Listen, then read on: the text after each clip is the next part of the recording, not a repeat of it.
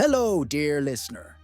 I gladly welcome you to this cozy corner of history, where we will embark on an exciting and sometimes frosty journey through the medieval times, when winters were not only harsh, but also filled with fears and dangers that modern people can sometimes find hard to imagine. I am very pleased that you have decided to spend this evening with us.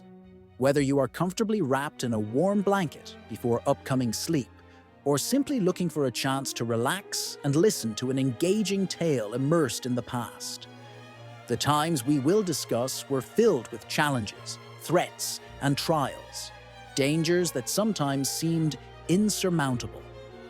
Seasons in those eras became not just natural changes in nature, but also sources of anxiety, as seasonal shifts could threaten famine, disease, or even death.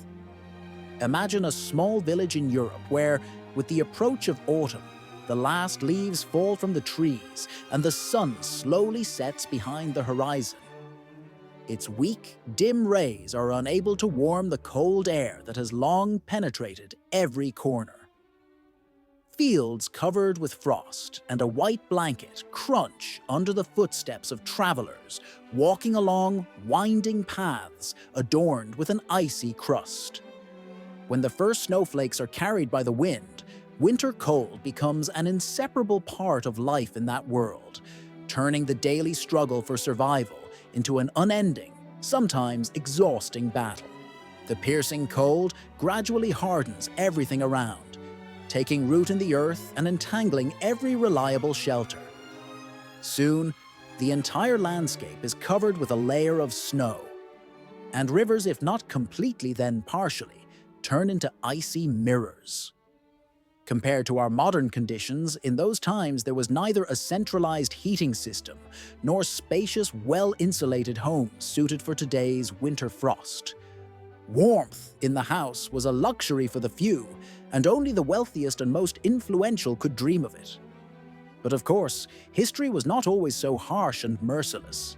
In earlier centuries, ordinary people met the changing of the seasons more calmly, expecting snow and winter without much fear, because natural cycles followed their course and the times were more predictable.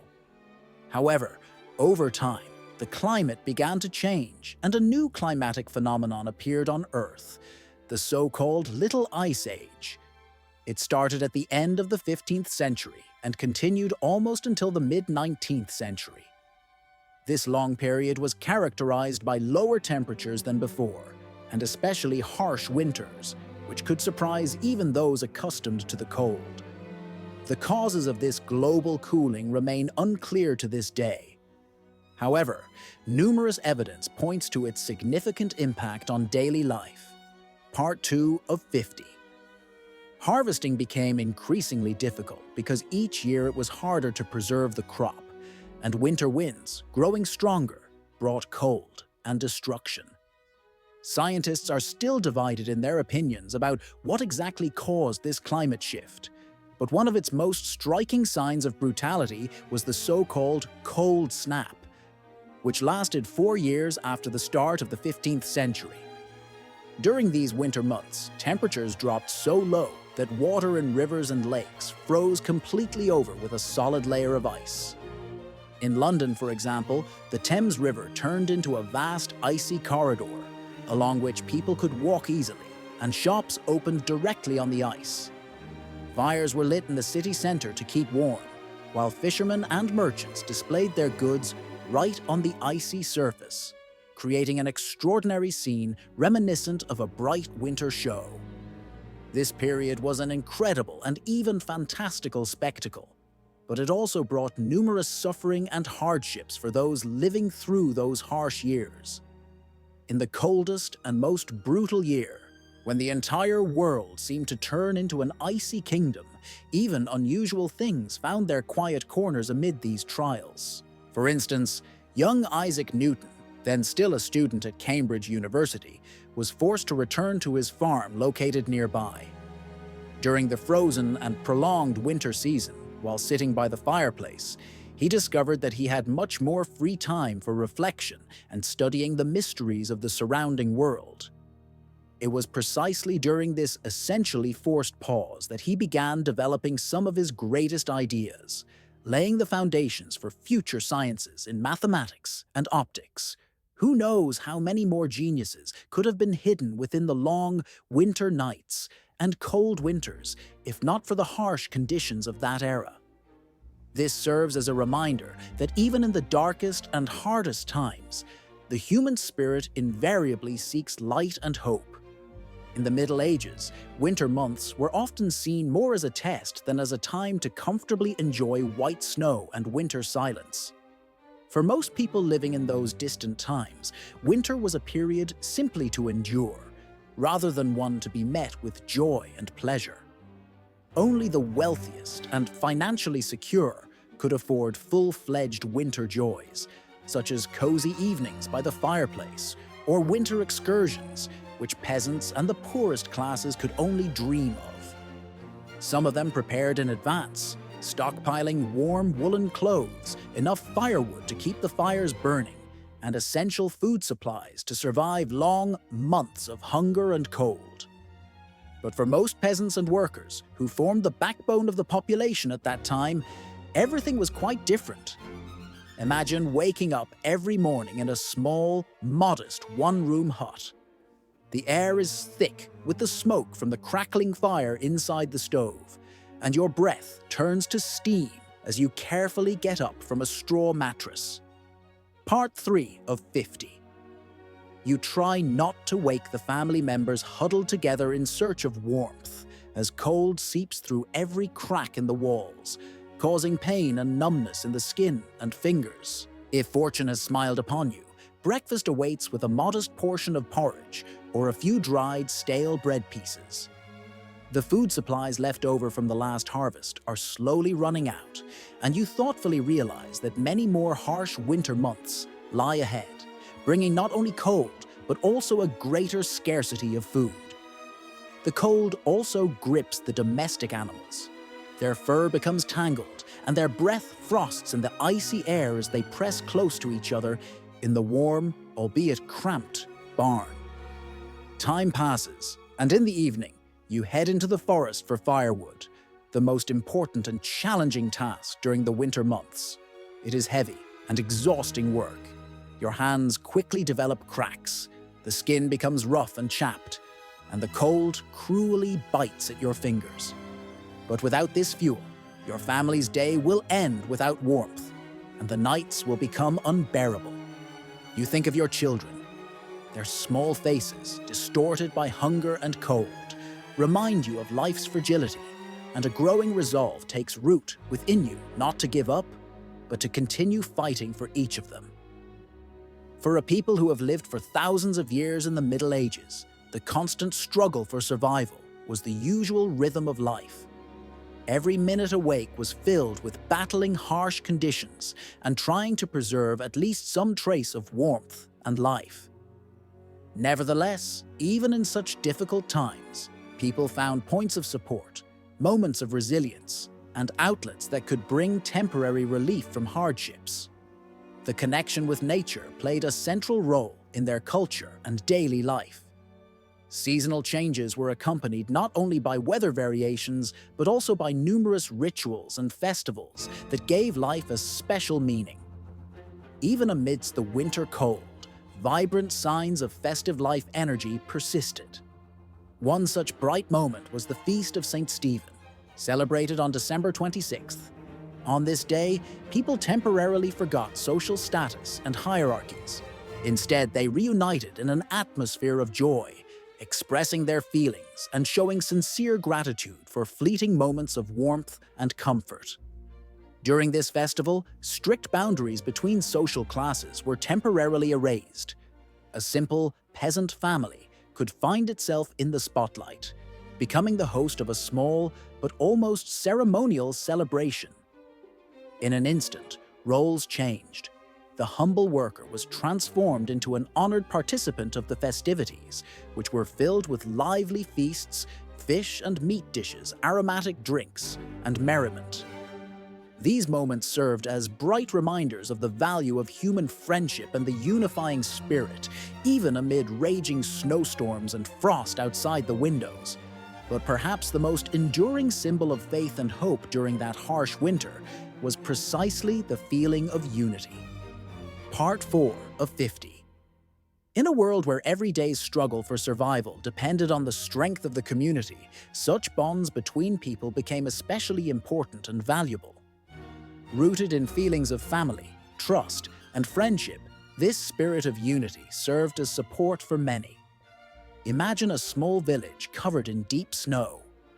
Dark silhouettes of houses, smoke rising from chimneys, and a heavy leaden sky create a picture of silent life amid barren, unsuccessful winter landscapes. Inside these homes, by warm hearths, families gather, sharing stories, leftover food, and memories of warm summer days, filling the silence of winter nights with the warmth of human connection and shared experiences. Here, a spirit of unity and common purpose prevails, encompassing everyone in response to the harsh trials of natural elements. People from neighboring houses cautiously trudge through the icy snow to visit each other, sometimes bringing firewood or hot, fragrant stewed meat to those in especially dire need. In the gentle glow of flickering fires, the faces of those gathered around the hearth seem tired yet quietly resolute, filled with unwavering determination. These people, having endured winter's hardships, seem to have left behind all burdens and are ready to face new challenges with dignity. Every day, the snow becomes thicker and the ice stronger and more durable, symbolizing winter's resilience. But even during the bleakest hours of winter, a light begins to shine on the horizon, filling hearts with hope and calm. Medieval people sincerely believed that no matter how harsh and relentless winter might be, when a storm from the sky arrived, spring would eventually come, gentle and long awaited. They patiently awaited the first signs of change, watching as the days grew longer, and the land, covered in snow, gradually began to thaw. When that magical moment of nature's awakening arrived, people celebrated it with special trepidation and joy, often almost reverently embracing the approaching spring, sometimes unaware of the fateful role it would play in their lives. Plough Monday, coming with the first thaws, marked the official end of winter's trials and the return to traditional agricultural work. That day, the ploughs, long unused, were carefully taken out of storage, cleaned and prepared for work, as poignant ceremonies were held to symbolize the renewal of the natural cycle and the start of a new season of life. And when the first furrows cut into the earth, the air filled with the scent of hope and renewal. The entire spirit was filled with relief and gratitude for the chance to bring life back to the hearths of families and villages. Although life in the Middle Ages was full of hardships, it could sometimes seem unbearably difficult. Constant hunger, cold, uncertainty about the future. All of this became part of their perilous but resilient fate. At the same time, in the hearts of these people lived a faith that spring would surely come, that everything would renew, and a new cycle would begin. And it was precisely the moment when the earth began to thaw, and the first green shoots emerged from beneath the snow that became a testament to the fulfillment of this promise.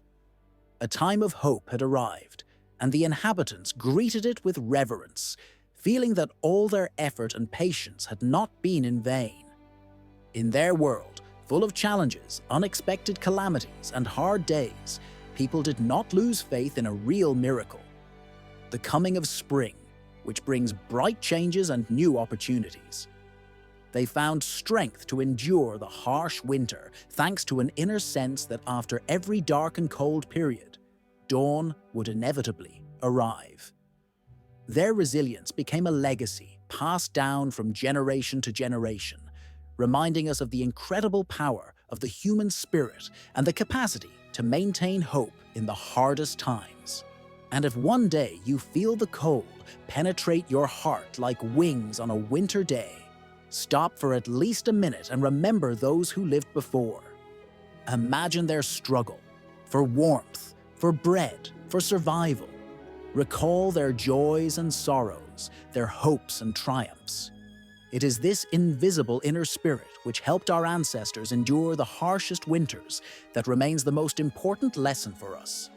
No matter what is happening around us, faith and resilience can become our reliable allies. Ultimately, no night, no matter how dark it seems, can destroy the light that always awaits beyond its threshold. And so, our journey through the brutal winters of medieval Europe comes to its end. I hope that stories of how people fought and survived during difficult years have helped you see your own challenges from a new perspective. May warmth and comfort always reside in your heart, just like with our ancient ancestors, who knew that even in the darkest times, hope and faith do not disappear. And may the promise of spring illuminate your path through all seasons and difficulties. Thank you for sharing this cozy corner of history and memory of the people of past eras with me. If our conversation today has been interesting and informative for you, I sincerely appreciate it if you find time to share these stories with loved ones and friends. Ahead lie many exciting and fascinating adventures that we can explore together, discovering new horizons and learning intriguing facts from the past and present. In the medieval era, harsh winter conditions posed a real challenge for all inhabitants of that time, regardless of their social status or privileges. On cold, windy days, piercing the walls of castles and palaces, which were poorly prepared for prolonged frosts, certain difficulties reigned. Royal courts, just like simple noble estates, faced real problems. They had to create conditions capable of protecting against piercing cold and providing enough food for everyone inside. The logistics of winter maintenance for the royal residences was a real puzzle, often turning into a nightmare for those responsible for their upkeep.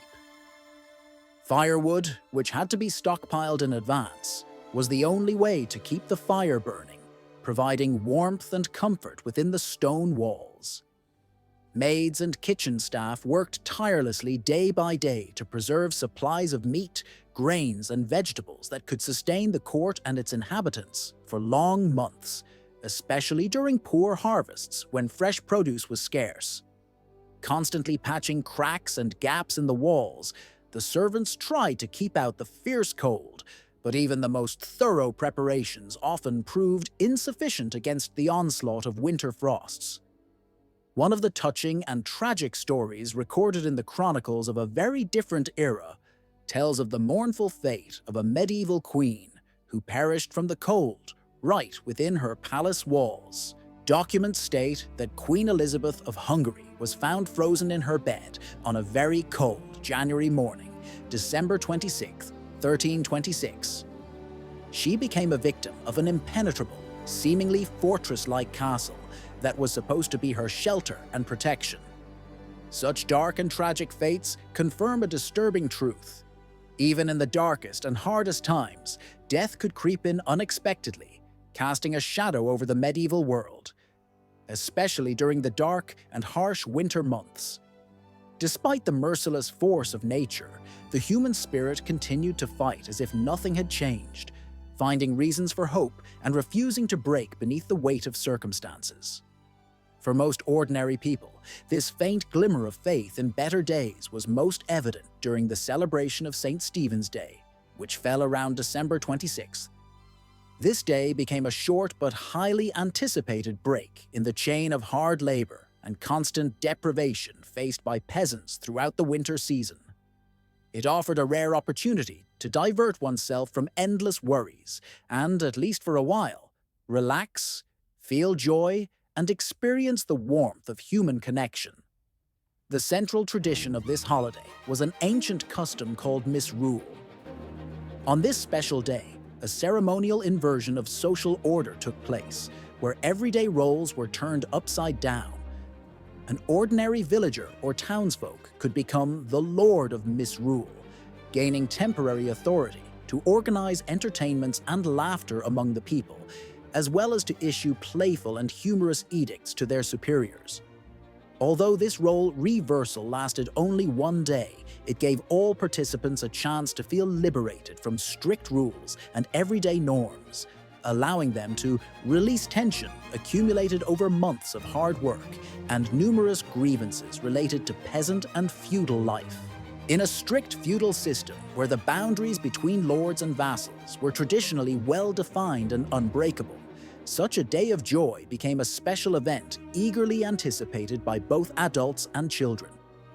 On this holiday, everyone had the chance to participate in feasts, various games and entertainments, and to feel equal with others in an atmosphere of fun and unity. The grandeur and significance of such celebrations lay not only in the entertainment, but also in their ability to foster a sense of cohesion and closeness, filling participants' hearts with warmth and hope for a better future. This event served as a vital mechanism for survival, especially during the harsh winter months when severe climatic conditions threatened to break not only the body, but also the spirit. Water on quiet, frosty nights, the warmth of community and genuine kindness became the threads that united people into a single whole. The time of the Feast of St. Stephen and similar festivities turned into a special period when, through mutual support and camaraderie, the population found the strength to endure the most difficult trials of winter. One of the chronicles from the 13th century tells a touching story of two peasant families whose supplies had run out even before spring arrived. They found themselves literally on the brink of starvation. But despite the hopelessness, they managed to summon the strength and the last remnants of courage to share their meager provisions in honor of St. Stephen's feast. This act of generosity, expressed through collective solidarity, became a kind of light in the dark winter night, helping them survive the remainder of the season.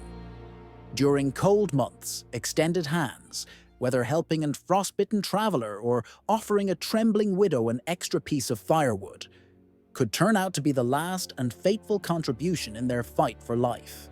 Compassion and charity became intrinsic features of medieval life, creating a special culture of mutual assistance. The common goal, to overcome the regular hardships of winter, contributed to the development of an internal culture of interdependence and solidarity, which opposed the often ruthless social hierarchy that divided people and exacerbated their suffering. However, even the warmest displays of friendship and camaraderie could not entirely prevent their decline, as the endless suffering of winter gradually drained strength and hope. The Feast of St. Stephen became a symbol of temporary relief, a moment of light and joy amid this icy darkness. It represented a brief window of respite, during which one could forget the hardships of the coming months for a moment, when January frosts, February cold, and March blizzards tightened their grip on the winter season. Supplies exhausted to the limit, starving animals, and the slow encroachment of cold on cozy homes created an atmosphere of despair, where the promise of spring's arrival seemed almost dead. Despite everything, over the years, generation after generation, the keepers of agricultural life continued to cling to hope for internal courage and unity. Ancient laws of survival strengthened their spirit even in the harshest times. In the depths of winter, when the ground was covered with a layer of ice and the sun was barely visible through cloudy skies, people found the strength to work and toil regardless of the circumstances. The slightest hint of warmth, the first signs of winter retreating, felt like a true miracle. Relief, a gentle softening of the frosty wind, an increase in daylight hours, and the first icicles giving way to bright sunshine. These signs of life meant almost a victory of warmth and light over the darkness of cold. The most eagerly awaited days arrived with Plough Monday, traditionally marking the start of the new agricultural year, which fell on the first Monday after Epiphany, usually at the beginning of January. The associated ritual of awakening the land became a symbol of hope and faith in the imminent arrival of spring. That day reminded everyone that the earth, like a patchwork quilt, gradually stretches and opens up, transforming from a sleeping mass beneath a snow cover into a lively field ready for new sowing. It was then, despite residual frosts and cold, that people felt deep inside the certainty that a bright time of renewal and rebirth would come, a time of new beginnings and prosperity. During this period, when the newly harnessed draft tools and yokes slowly inclined toward the first faint glimmers of light emerging among cold, gloomy clouds, a new struggle awaited the medieval man. They warmly welcomed the approaching sun, gradually gaining strength, for it was their ally in battling the harsh winter. It was an era when nature displayed its unruly power, and the people of those times repeatedly struck back against frost and snow, demonstrating true resilience. Their determination to resist nature was unyielding. They continued fighting and overcoming its whims, displaying strength of spirit and an internal will to survive.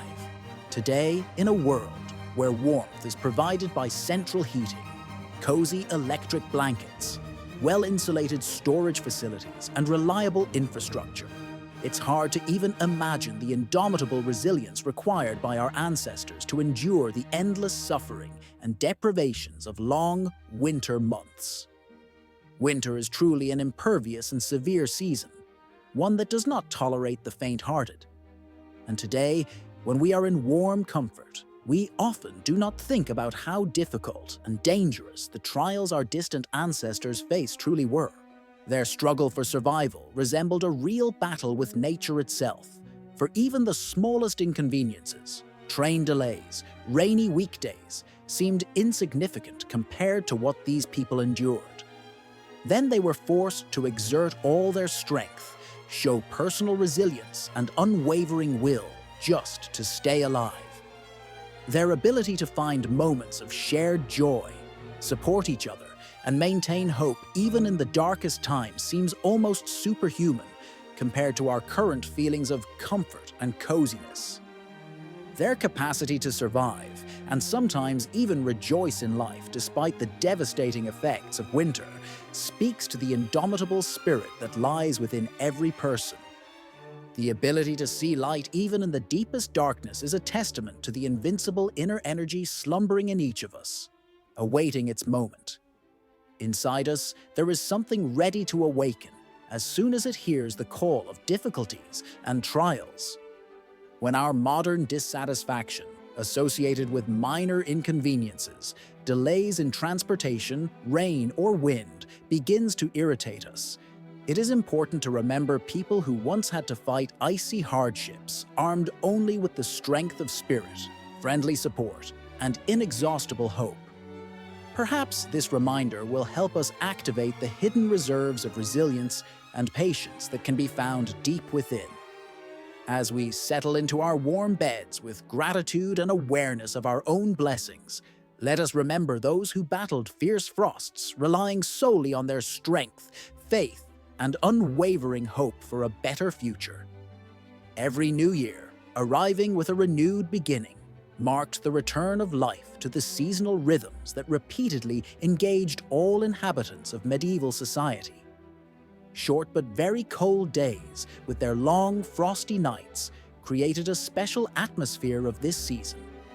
Those fortunate enough sought shelter in humble warmth of smoky booths or huts, where there was at least a little comfort, while the less privileged hid in wind-battered cottages. In those distant times, when life was filled with dangers, especially in winter, people sought various ways to preserve health and warmth, but at the same time, they were overtaken by constant fears. Threats of diseases and ailments became even greater dangers than the cold. In the cramped and unsanitary conditions of that era, illnesses spread at astonishing speeds, causing suffering among the masses. An ordinary cold was considered a common occurrence, leaving behind red noses and cloudy eyes that symbolized mass malaise. At the same time, there were much more dangerous plagues, ones that could destroy entire communities. Influenza in those times was a real enemy, affecting both young and old with treacherous symptoms and fevers that spared no one. The suffering from diseases could lead to the death of entire towns and villages, in an era when there were neither vaccines nor modern treatment methods. The winter epidemic of 1557 is particularly remembered when a dangerous strain of flu swept across Europe. During those grim days in Paris, more than 10,000 people perished in a short period, and this number only indicates how widespread this dangerous disease was at the time. Pneumonia, in turn, acted as a hidden and invisible enemy, often claiming the lives of those already suffering from hunger or other serious illnesses. The infiltration of cold and dampness during winter months worsened the situation, penetrating the lungs and causing severe health consequences. In an era when diseases spread especially quickly and mercilessly, the winter season became particularly treacherous. As overcrowded, cramped dwellings created ideal conditions for the transmission of dangerous infections. Often, several members of a family would die within a short span of time, leaving behind children and orphans while the fates of adults remained shattered and broken by grief. It is no coincidence that even royal courts were not protected from the treacherous attacks of this winter calamity. In castles and royal courts, diseases spread often faster than in city streets, as visitors from distant and nearby places gathered there, frequently bringing infection with them. Henry VII, one of the monarchs, lost his beloved wife Jane Seymour due to postpartum complications, likely worsened by the poor hygiene of that era. Such situations confirmed how dangerous winter became for the most vulnerable, small children, who in harsh, cold weather found themselves on the brink of survival. It goes without saying that lack of nutrition, dirt, and unsanitary conditions turned the winter months into a true ordeal for infants, especially those born during the cold season. They faced threats from the very first days of life, as their fragile immune systems were vulnerable. In London at the time, nearly half of all infants did not reach the age of 5, indicating countless dangers lurking in their path to adulthood. One small traditional practice vividly testified to this danger. A tiny black ribbon was tied around the wrist of newborns. If the child died, the ribbon became part of their final journey, serving as a symbol of grief and a reminder of the high price paid by fragile humanity during the harsh winter months. This bleak tradition clearly demonstrated how severe and treacherous winter could be, especially for those unable to withstand its hardships. The threat was omnipresent. Dangers lurked both outside and inside the home, as if a new menace waited around every corner. Winter turned into a period during which all efforts were made to close windows, light candles, and pray for survival, since even the simplest comforts, shelter, warmth, and food, ceased to seem self-evident. Cold and poverty during the winter months manifested most cruelly and mercilessly. Firewood became such a valuable resource that its collection was strictly regulated, as each branch could be a matter of salvation or cause of new suffering. Peasant families or village inhabitants gathered around makeshift hearths made from dry manure and straw, trying to at least warm themselves a little during these harsh days. The smoldering warmth of the livestock, barely able to heat the air, hardly provided enough comfort against the winter cold. Food supplies quickly dwindled and turned into a sparse diet. Salted meat, dried peas, coarse bread, these were the main products remaining on the table. The autumn harvest was over, and now long and hard months lay ahead until the next season, filled with the anticipation of the first signs of spring. During winter days, people had to search the harsh landscape for wild plants capable of providing at least some sustenance. The natural attempts to find edible plants, such as nettles, garlic, or mushrooms, were a necessary measure, since fresh vegetables were an unattainable luxury. Meal offerings became monotonous and tiresome. Pea soups, bean purees, and salted pork became the standard menu. Sometimes, if luck was on their side, they added a bit of wild onion or greens, which somewhat alleviated the dull taste of daily meals. Despite their limited and dull nature, such dishes helped maintain strength during the harsh days until the first signs of spring greenery appeared. For many, such modesty became a real privilege, as not everyone could afford to diversify their diet. Yet, it was exactly in such conditions that the resilience of the human spirit was revealed, because even the humblest food became a source of strength and hope during these interminable, difficult periods. In tough times when storms, droughts, pests, and other natural disasters often struck the agriculture, food reserves dwindled to critical levels, plunging entire regions into long and agonizing crises. A special place among such tragic events is occupied by the Great Famine that occurred in the 13th century, in the year 1315. It was one of the most severe and destructive periods in history, caused by endless heavy rains that flooded fields and destroyed crops across much of northern Europe. Modern historians and witnesses describe terrifying scenes of desperate people resorting to extreme measures simply to survive. Chronicles mention that the starving, without any doubt, ate domestic animals, horses, cows, pigs, and in even more desperate cases, weakened bodies of their relatives. It is said that in some tragic cases, parents, in their attempt to save their children from a painful death by starvation, strangled their little ones. The bodies of the poor filled not only the streets of towns, but also the fields, and there were so many that burying them all became practically impossible. This famine was unusually brutal and widespread, leaving a deep mark on people's memories. At that time, crop failures and food shortages were constant threats to survival, leading not only to hunger, but also to social instability. Winter months in the Middle Ages became a particularly harsh test, when daily food supplies fluctuated between the possibility of survival and death from starvation.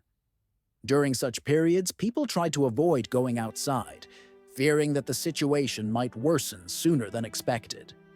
Winter had a significant impact on all aspects of medieval life: leisure activities, religious ceremonies, and later legal procedures, as the season imposed its own constraints on daily routines.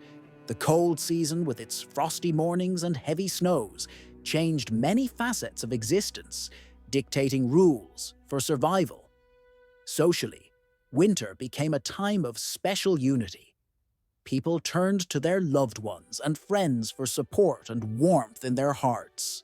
Joyful evening gatherings by the fire gave way to quiet, solitary activities: reading, needlework, embroidery, and other crafts, which helped alleviate boredom and provided some material comfort. During the long, winter days of isolation, creative pursuits became vital. Those who could read often spent these hours immersed in books, escaping into fascinating worlds of adventure and knowledge. Although such activities were accessible only to a few at the end of the 10th century, wealthy houses of noble merchants sometimes housed their own libraries, which occasionally included the Bible, considered the highest value in their collection.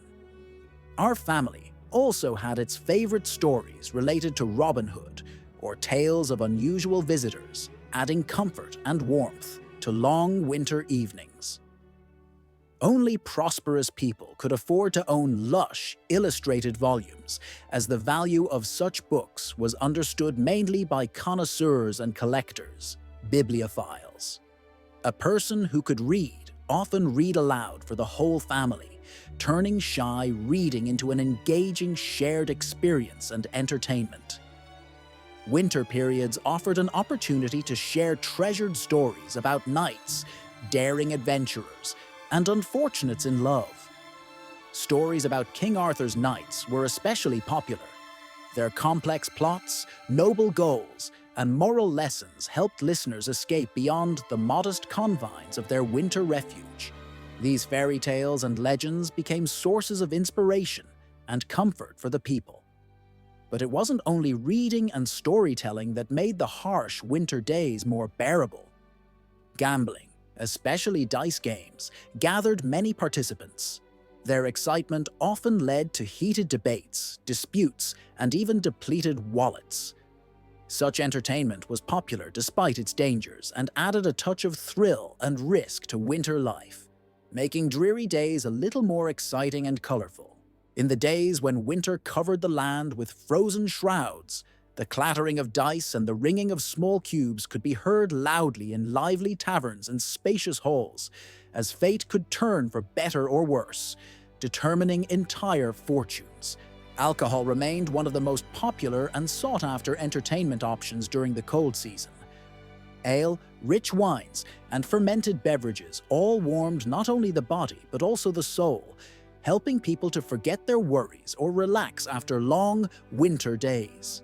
In public houses, sinking into cozy and often brightly decorated atmospheres, people found not only entertainment, but also a refuge from the relentless cold behind walls.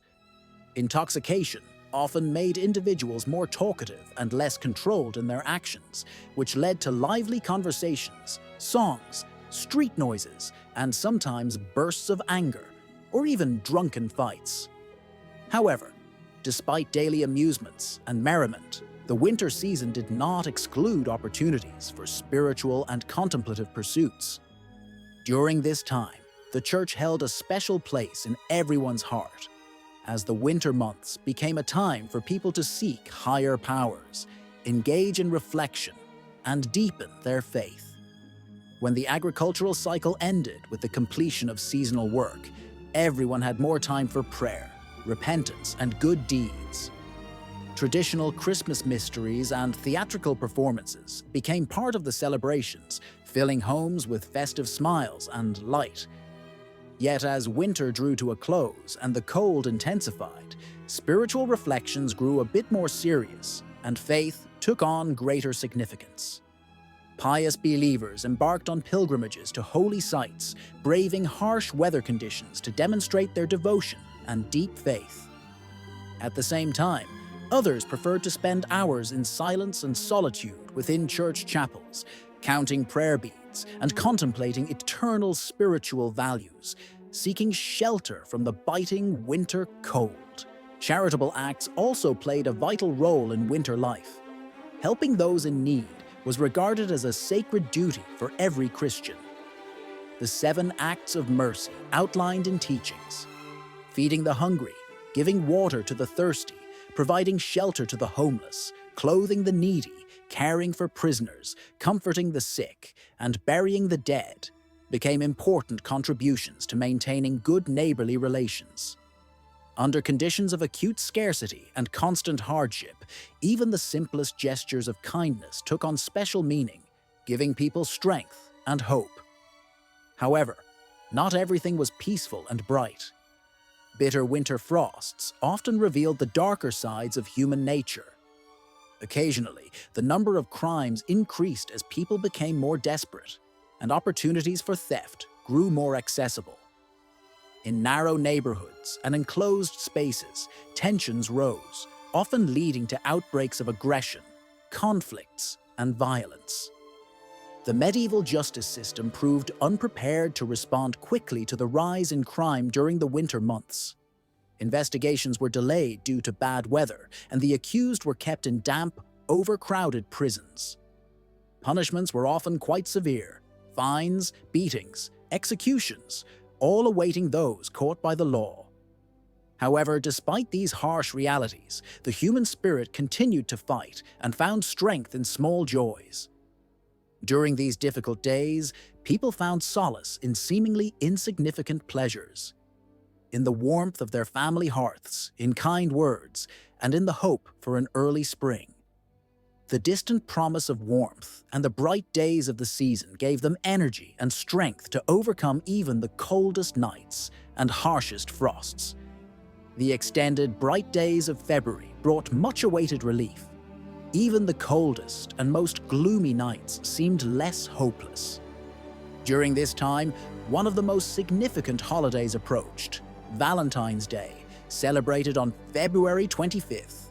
This holiday, rooted in ancient pagan rituals dedicated to fertility, was very popular, even in the Middle Ages. Only its meaning had taken on Christian undertones, transforming it into a day of love and heartfelt affection. In the midst of winter's cold and blizzards, it became a vibrant source of warmth and tenderness, filling the hearts of those nearby with special comfort. On this unexpected and mysterious day, one of the ancient traditions was performed.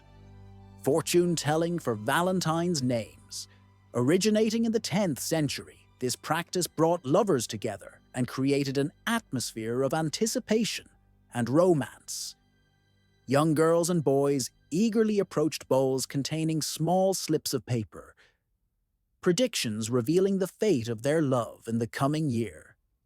These annual gatherings not only entertained and enlivened the atmosphere, but often marked the beginning of serious relationships, sometimes leading to marriage. On Valentine's Day, lovers exchanged flowers, sweets, and touching poems filled with sincere feelings. Even the simplest handmade card from an admirer could evoke a flutter in the heart, despite the cold winter frost. Winter times, with all their hardships and obstacles, could not extinguish the flame of love. For even in the harshest cold, warmth and human feelings persisted in people's hearts. When Valentine's Day transitioned into the period of strict fasting, these traditions became noticeably stronger, influencing people's moods.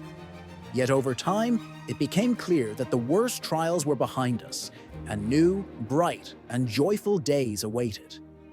The melting drops of water and the crocuses breaking through the snow became living proof that ice and frost were finally retreating, making way for springtime renewals. Throughout the Middle Ages, the changing seasons had a significant impact on people's destinies and everyday lives. Winter, remaining one of the harshest periods, left an indelible mark on human history, an era of trials and deprivations when survival became a true feat of heroism. Despite all the hardships, winter also symbolized courage and inner resilience, testing faith, family bonds, and community unity. Is there anything more poetic than the glistening icicles on frosty meadows, and endless snow-covered fields that could serve as a backdrop for holiday cards and winter messages? In reality, however, life during that time was far from romantic and fairy tale-like. Despite the severity of conditions and poverty, it was from this era that came people with remarkable resilience, endurance, and inner strength. The Middle Ages relied on those who could withstand the harshest winter trials, not losing hope and continuing to believe in the coming warmth. Perhaps this is the greatest respect for their vitality and indomitable spirit. The next time you sit in traffic or cling to a slippery sidewalk, pause for a moment and think of those who once endured winters without modern clothing, central heating, or heating technologies. They faced every cold season as a battle for survival, utilizing all available resources and strength, and emerging victorious from this struggle. In spring, they welcomed new times with hope and faith, continuing to inherit their labor and inner resilience. I want to remind you of this now, wrapped in a cozy blanket, confident that cold and ice are now much easier for us to tame. For we have inherited this strength and wisdom from our ancestors. May your dreams and plans be filled with gentle snowfall and the warmth of a home hearth, creating an atmosphere of comfort and tranquility. Let there always be in your heart the belief that winter is more of a friendly winter companion than a harsh enemy, and that the gentle winter sun will someday break through the gray clouds, heralding the long-awaited arrival of spring. In times when the icy cold of medieval Europe made people shiver and become covered in frost, they nevertheless continued to move forward, hoping and believing in better days. And it was this faith that made them unyielding, giving strength and resilience in the most difficult moments. The winter cold seemed cruel and merciless, as if icy embraces penetrated to the very depths of their souls. and bodies.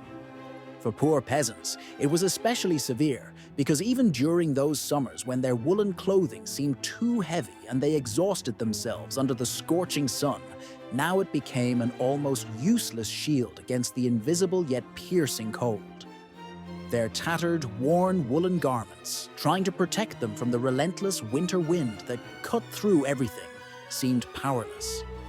In most cases, the peasants gathered in their modest huts, the fleeting smell of smoke filling the air, creating at least a little comfort and warmth inside.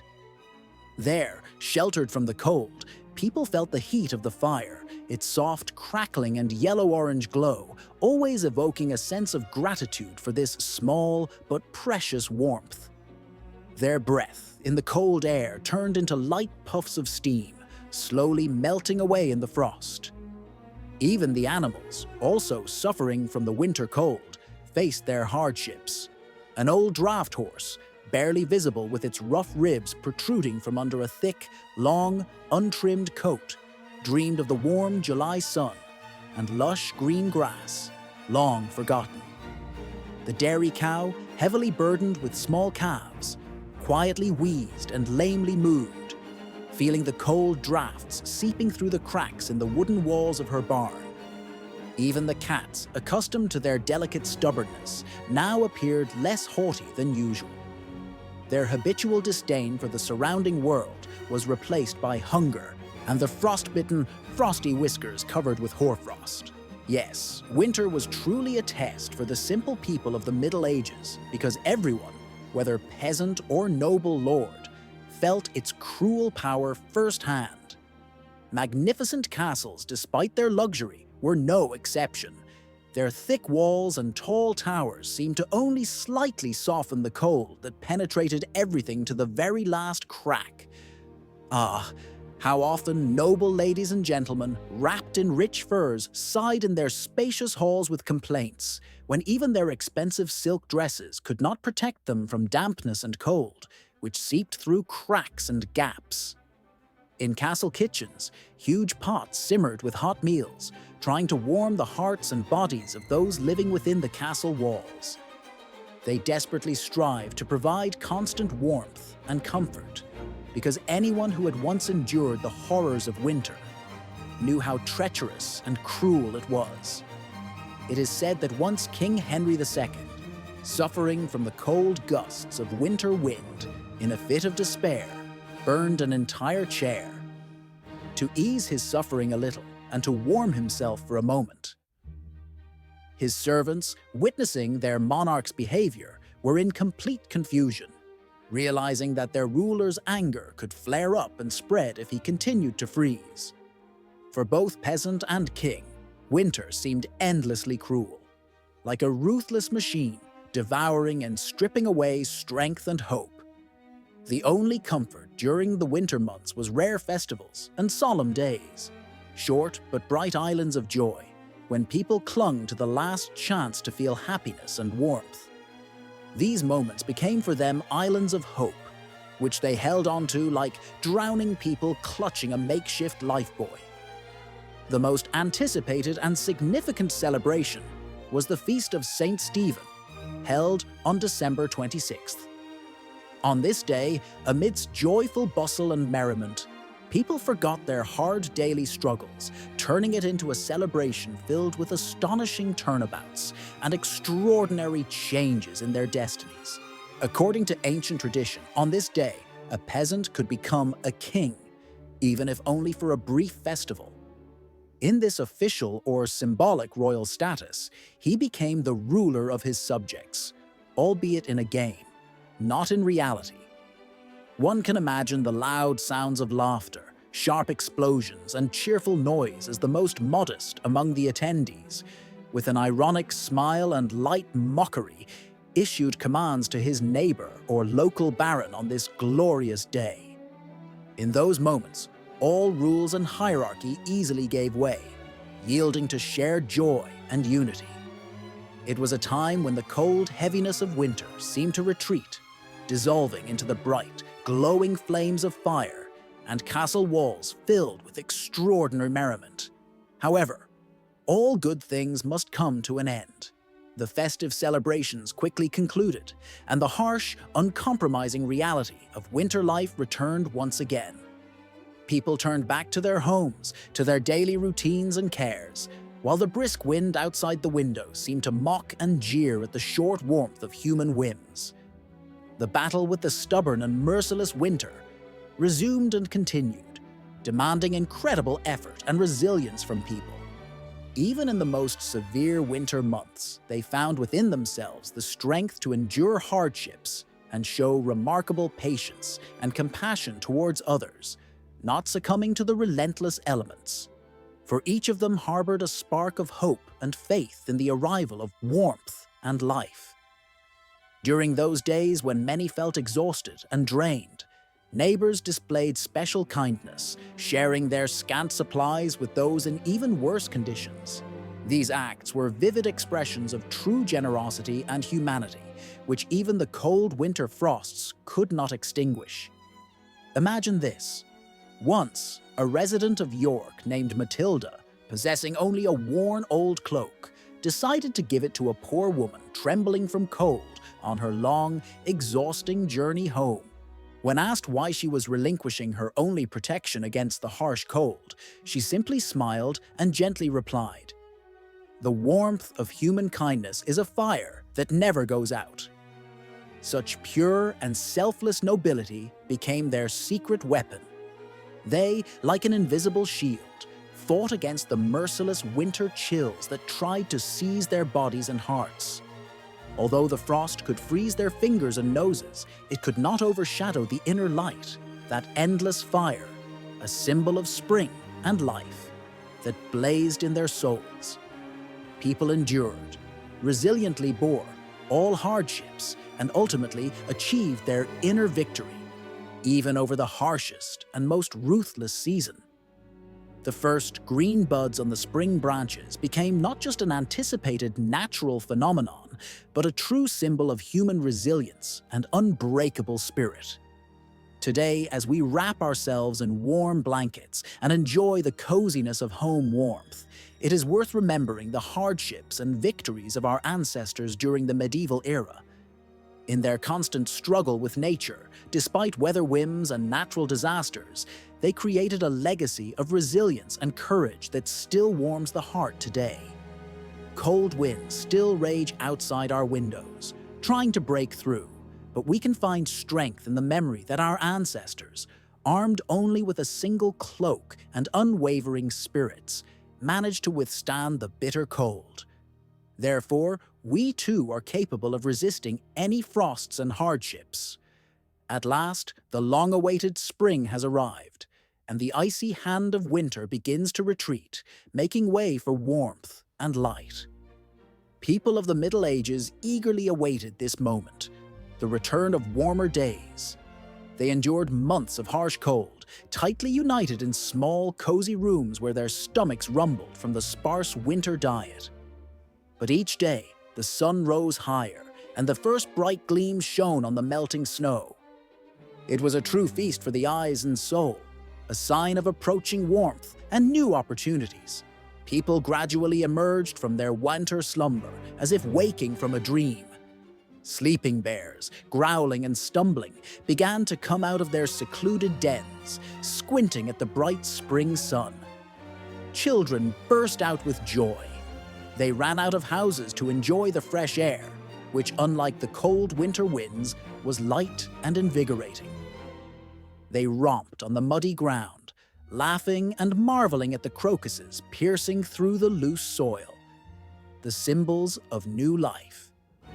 In the fields, the farmers' long-awaited season for sowing was beginning. On the first Monday after Epiphany, they prepared for the start of agricultural work. This day was called that when the earth, finally thawed, allowed the continuation of planting activities. Horses and oxen were harnessed to plows and joyfully and solemnly led through the village streets, decorated with garlands and bright ribbons. The bells of the churches rang clearly to mark this festive moment, filling the air with joyful music. It was the beginning of a new season, filled with a sense of renewal and hope. And at home, smoky chimneys still rose, as if life was returning, air filled with warmth, streets cleared of snow and ice, and everyone around felt a light relief, as if a heavy burden had been lifted. With the arrival of warmth and the disappearance of snowdrifts, the danger of frostbite and winter illnesses gradually receded into the past. Along with the melted snowdrifts, faces of those suffering from winter deprivation began to find inspiration and hope, as if they were filled with warmth inside. Soon, fresh spring and summer produce replaced boring canned foods and rather hard cheeses that helped sustain strength during long months of darkness and cold.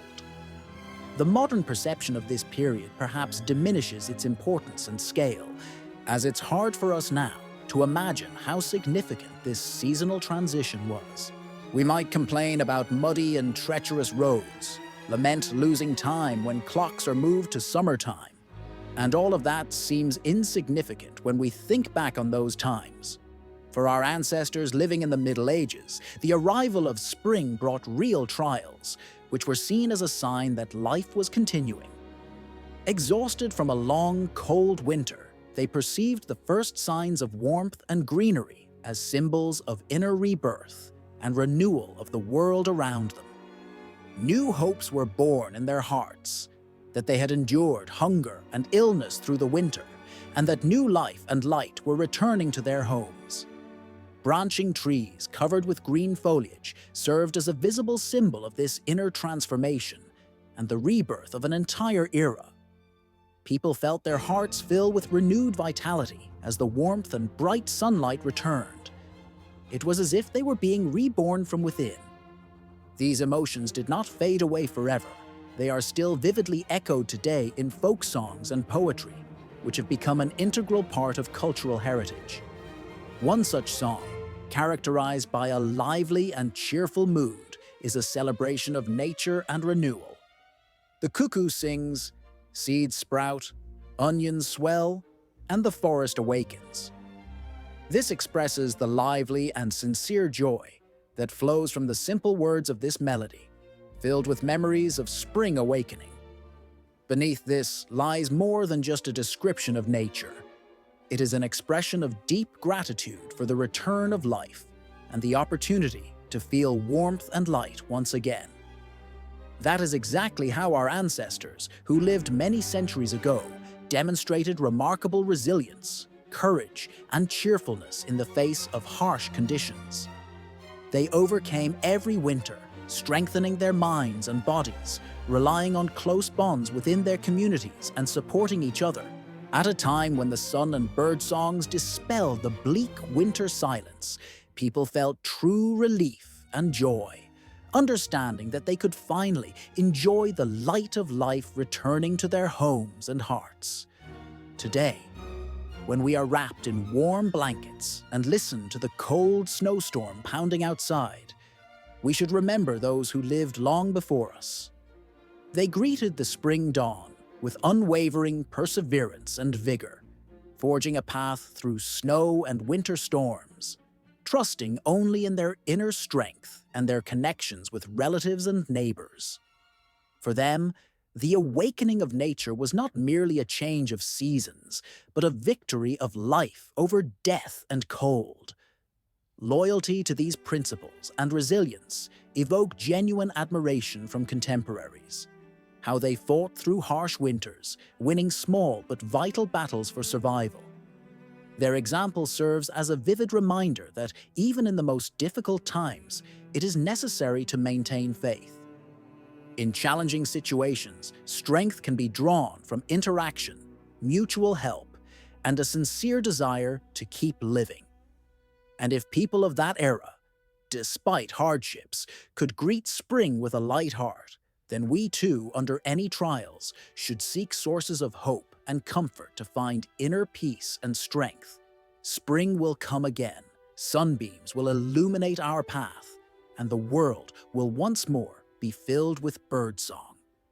The cuckoo's songs will remind us of nature's cycles, that even the harshest winters are as fleeting as the warm summer days. During the bleakest winter days, when cold and snowstorms engulfed the land, our ancestors demonstrated incredible resilience. They knew how to share their last and provide help and support to those in need. In rural yards, neighbors did not forget about mutual assistance, sharing humble supplies, organizing joint meals, and offering support to those who required it. Living in this spirit, the younger generation cared for the elderly, helping them endure the severe winter conditions. One such caring woman was Agnes, an elderly widow with no close relatives to take care of her. Her body suffered from the cold, and her hands trembled from exhaustion and weakness as she tried to light a fire in the fireplace, but all her attempts proved futile and unsuccessful. Nearly losing all hope, she heard an unexpected knock on the door. It was Tom, a young man from the village. His strong build and the piercing, cold wind reddened his face. He brought not only a handful of fresh firewood, which had kept her warm on previous cold evenings, but also a bag of dried peas and a piece of salted pork, given to him by other villagers as a sign of support and sympathy. Agnes, exhausted and bent under the weight of unjust fate, couldn't hold back tears of gratitude, as Tom, tending the fire in her old hearth, once again brought warmth. Finally, after weeks of cold and pain, the warm flames filled her depleted body once more. In those tough times, such acts, manifestations of true kindness and generosity, became almost commonplace, as all residents of the rural community, even the wealthiest and most noble, helped the less fortunate and the weak. Mostly, during difficult years, human kindness manifested not in loud words, but in quiet deeds, care that reached everyone in need. Even members of high aristocracy were not devoid of mercy. For instance, Lady Margaret, the wife of the local count, was renowned for her assistance during the winter months. Despite the fact that her wealthy castle stored abundant supplies of food, she insisted on sending wagons with grain, canned goods, and other necessity items to the peasants living nearby. Some of her colleagues and neighbors viewed this with suspicion, believing that the peasants, in their opinion, were almost no better than livestock and did not deserve such expenditures on them. However, she firmly believed that caring for those in need was her duty, dictated by her Christian teachings. During one harsh winter when hunger began to grip the entire region, Lady Margaret did everything possible to replenish the castle's supplies. She ordered the cooks to prepare hearty hot soups, apparently simple but nourishing dishes full of necessary energy and warmth that were promptly distributed to people at the gates. The kitchen staff, among them a cook named Bernard, expressed dissatisfaction with the increased workload, but he, a stocky and stubborn man, shared his mistress's heart and outlook. Recognizing that helping one's neighbor was his sacred duty, he gladly set to work preparing the dishes, filling pots and pans with his diligent effort. The base for the soup consisted of the last reserves of turnips and potatoes stored in the cellar, simple yet nourishing ingredients needed in such cold weather. The peasants gratefully accepted this food, often disregarding the pieces of mutton floating in the murky broth. What mattered to them was simply surviving another day. Winter stretched on, and even Lady Margaret, despite her wealth and possessions, began to feel a shortage of funds. To support her family and continue helping those in need, she quietly sold her jewelry, dresses, and any valuables she had in order to buy some food in nearby towns. Her husband, the Count, did not interfere in these matters, respecting his deeply religious and pious wife, but internally he worried that such measures might make them more vulnerable in difficult times. The church also did not remain on the sidelines. Monasteries opened their doors to those in need of shelter and food. Warm straw mattresses were laid out for overnight stay, and simple meals, bread and ale, were served, sometimes followed by small charity sales to raise funds for aiding the needy. Few monks cared for the sick, those suffering from the severe cold or afflicted with serious illnesses. These brothers regarded their mission as a sacred duty, inspired by the example of Christ's compassion and mercy. In particular, A monk named William, a young novice, was assigned to care for the sick in the monastery infirmary. Despite the fact that the sight of exhausting diseases and the unpleasing sights and smells of death caused him disgust, he forced himself to interact with the suffering, pouring hot broth into the mouths of toothless elders and changing pus-filled bandages on their ravaged wounds. His heart was full of genuine compassion. Despite his inner torment and heavy workload, he understood that by doing so, he was fulfilling his duty and demonstrating true Christian mercy.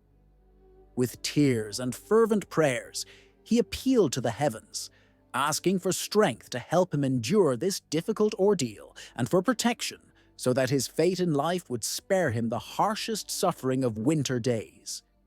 Winter, like a merciless judge, inexorably blurred the boundaries between poverty and prosperity, pushing everything beneath a cold, icy coverlet. Of course, the wealthy could afford warmer fur blankets and fragrant drinks such as hot, slightly stale wine, but even they were not immune to winter's fury. Piercing cold went straight to their bones, and even among the well-off, their hearts sometimes belonged more to the frost than to humanity. Undoubtedly, death did not discriminate during this harsh season, claiming victims among both the poor and the rich, sometimes taking them through severe winter illnesses and inflammations. Lady Isabel, a noble and refined lady awaiting an addition to her family, was isolated in her cozy chamber during the most severe frosts. Surrounded by walls heavy with pelts and furs, the fire in the hearth crackled fiercely, creating an illusion of warmth, while caring maidservants constantly arranged everything necessary. An atmosphere of peace reigned around her, yet even the strongest walls could not entirely prevent the intrusion of sickness. The cook, suffering from a persistent cough, brought her boiling herbal-infused milk, hoping it would alleviate her suffering. Over the course of several days, the expectant mother struggled with bouts of fever. Her lungs produced wheezing sounds, and the fetus in her womb seemed prematurely born. Ultimately, after these grueling days, fate decided to be cruel. Just a few days after the onset of her suffering, Lady Isabel passed away. Even the royal court was not spared from this tragedy. Death showed no mercy, claiming even the noblest and most majestic.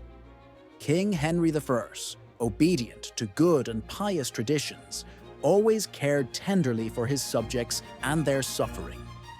During one of the coldest and most relentless winter seasons, which occurred in his 14th year of reign, the royal doctors prescribed him recipes containing spices, cinnamon and ginger to boost his tone and rid him of winter lethargy. However, even these measures could not lift his heaviness.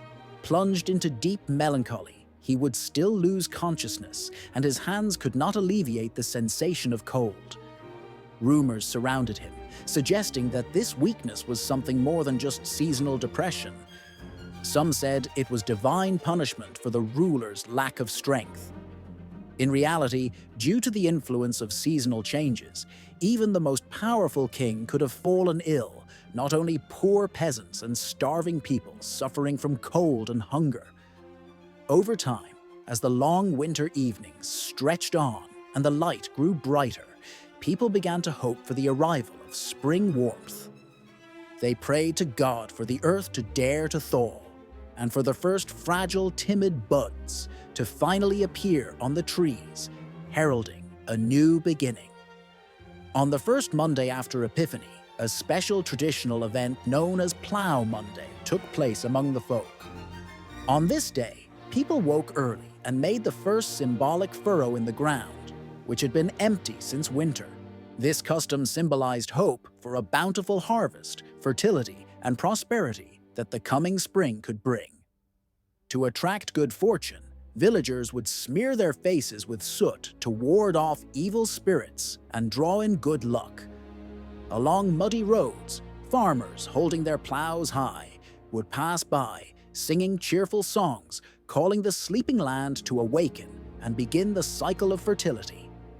This was followed by lively dances, hearty treats, and plenty of beer, as everyone hoped that the dark winter days would stay behind and that all darkness had seemingly disappeared beyond the horizon.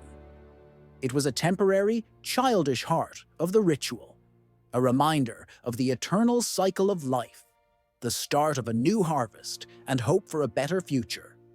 On a global level, in wealthy castles and spacious palaces, dukes and countesses held joyful festivities filled with musical performances and lively dances. Minstrels played happy tunes, and young couples spun around in ephemeral dances filled with optimism and faith in a bright future. Before the new year, kings and royal courts organized magnificent feasts and celebrations to mark the end of the harsh winter months. Tables groaned under exquisite dishes, especially roasted swan, and an array of sweets called marchpane, in the hope that this evil time would also be left in the past, making way for warmer and brighter days.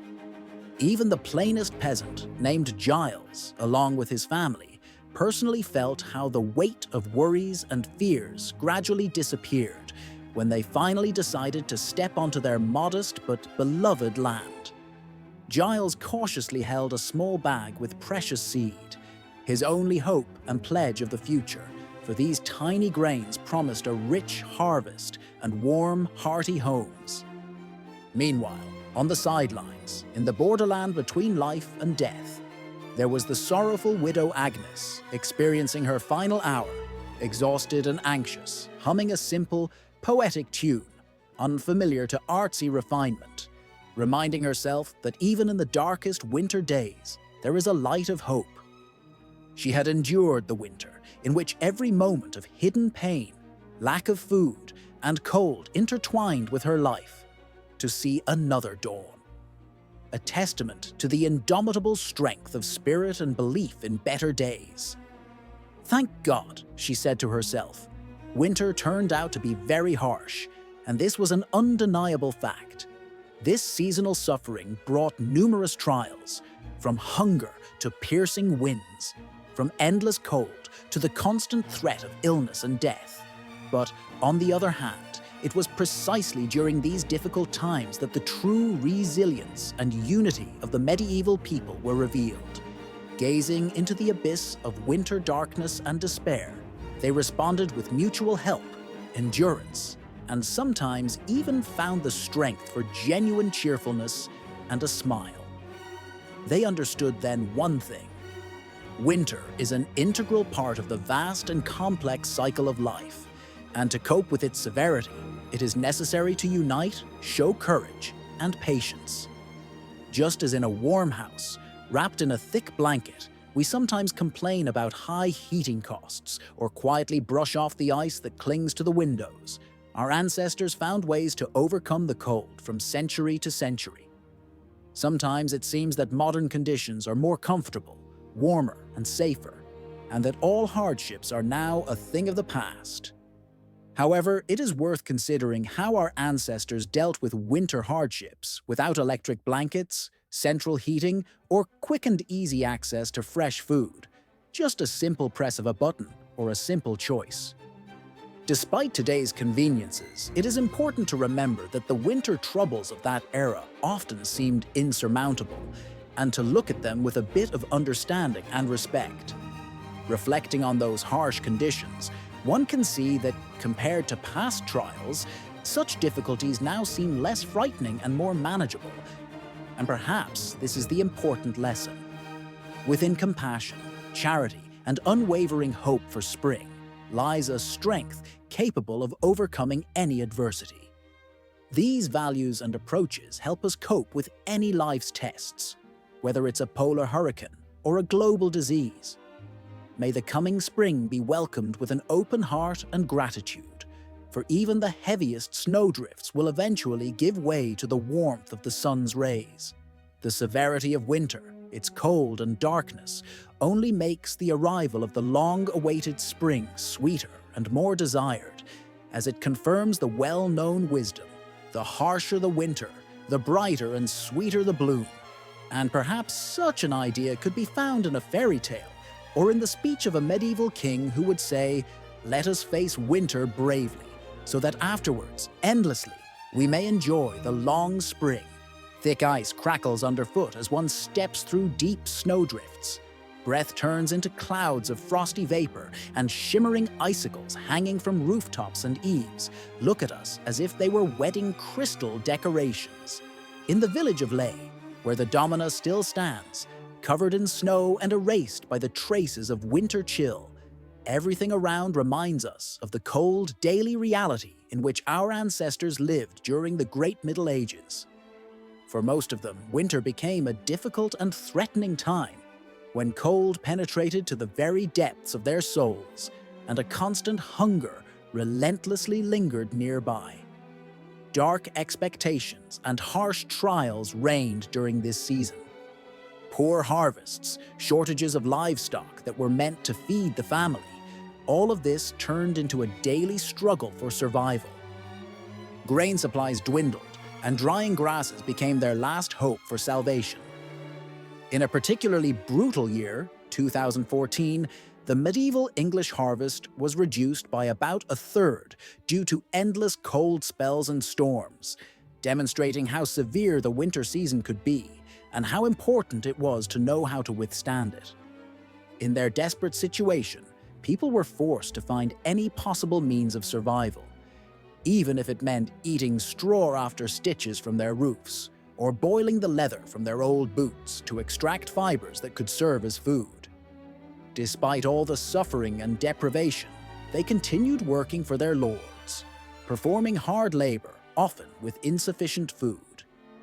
The shortage of resources weakened their bodies, making them especially vulnerable to winter illnesses and infections.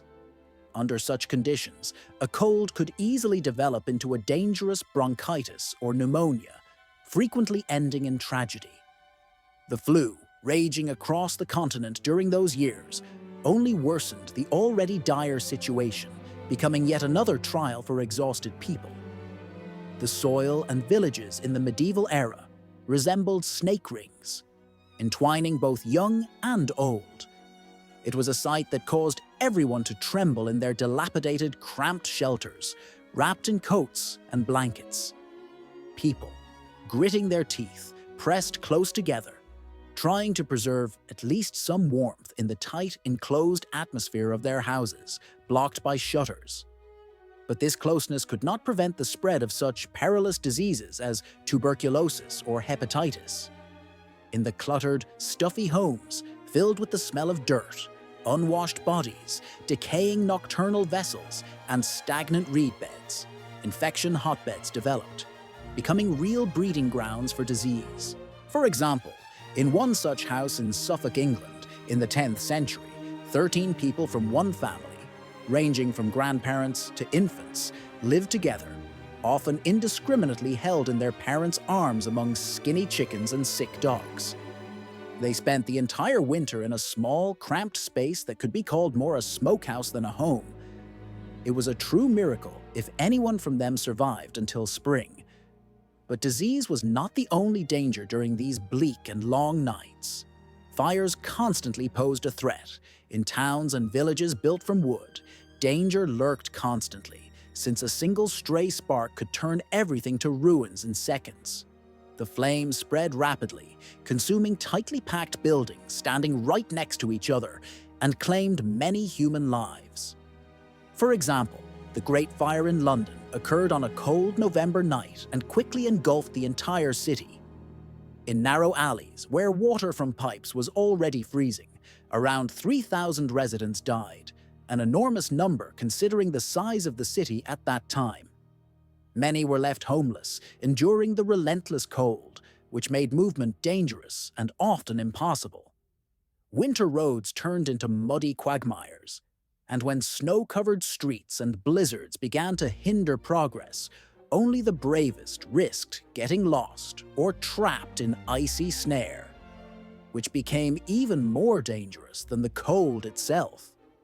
In one such winter situation, in 1313, English Queen Isabella was traveling from Canterbury to London. But when the short winter days set in and dusk fell upon the land, her retinue lost their way and rode aimlessly through the snowy gloom. They wandered until nearly dawn, while the pregnant queen suffered from fear and exhaustion, crying with worry.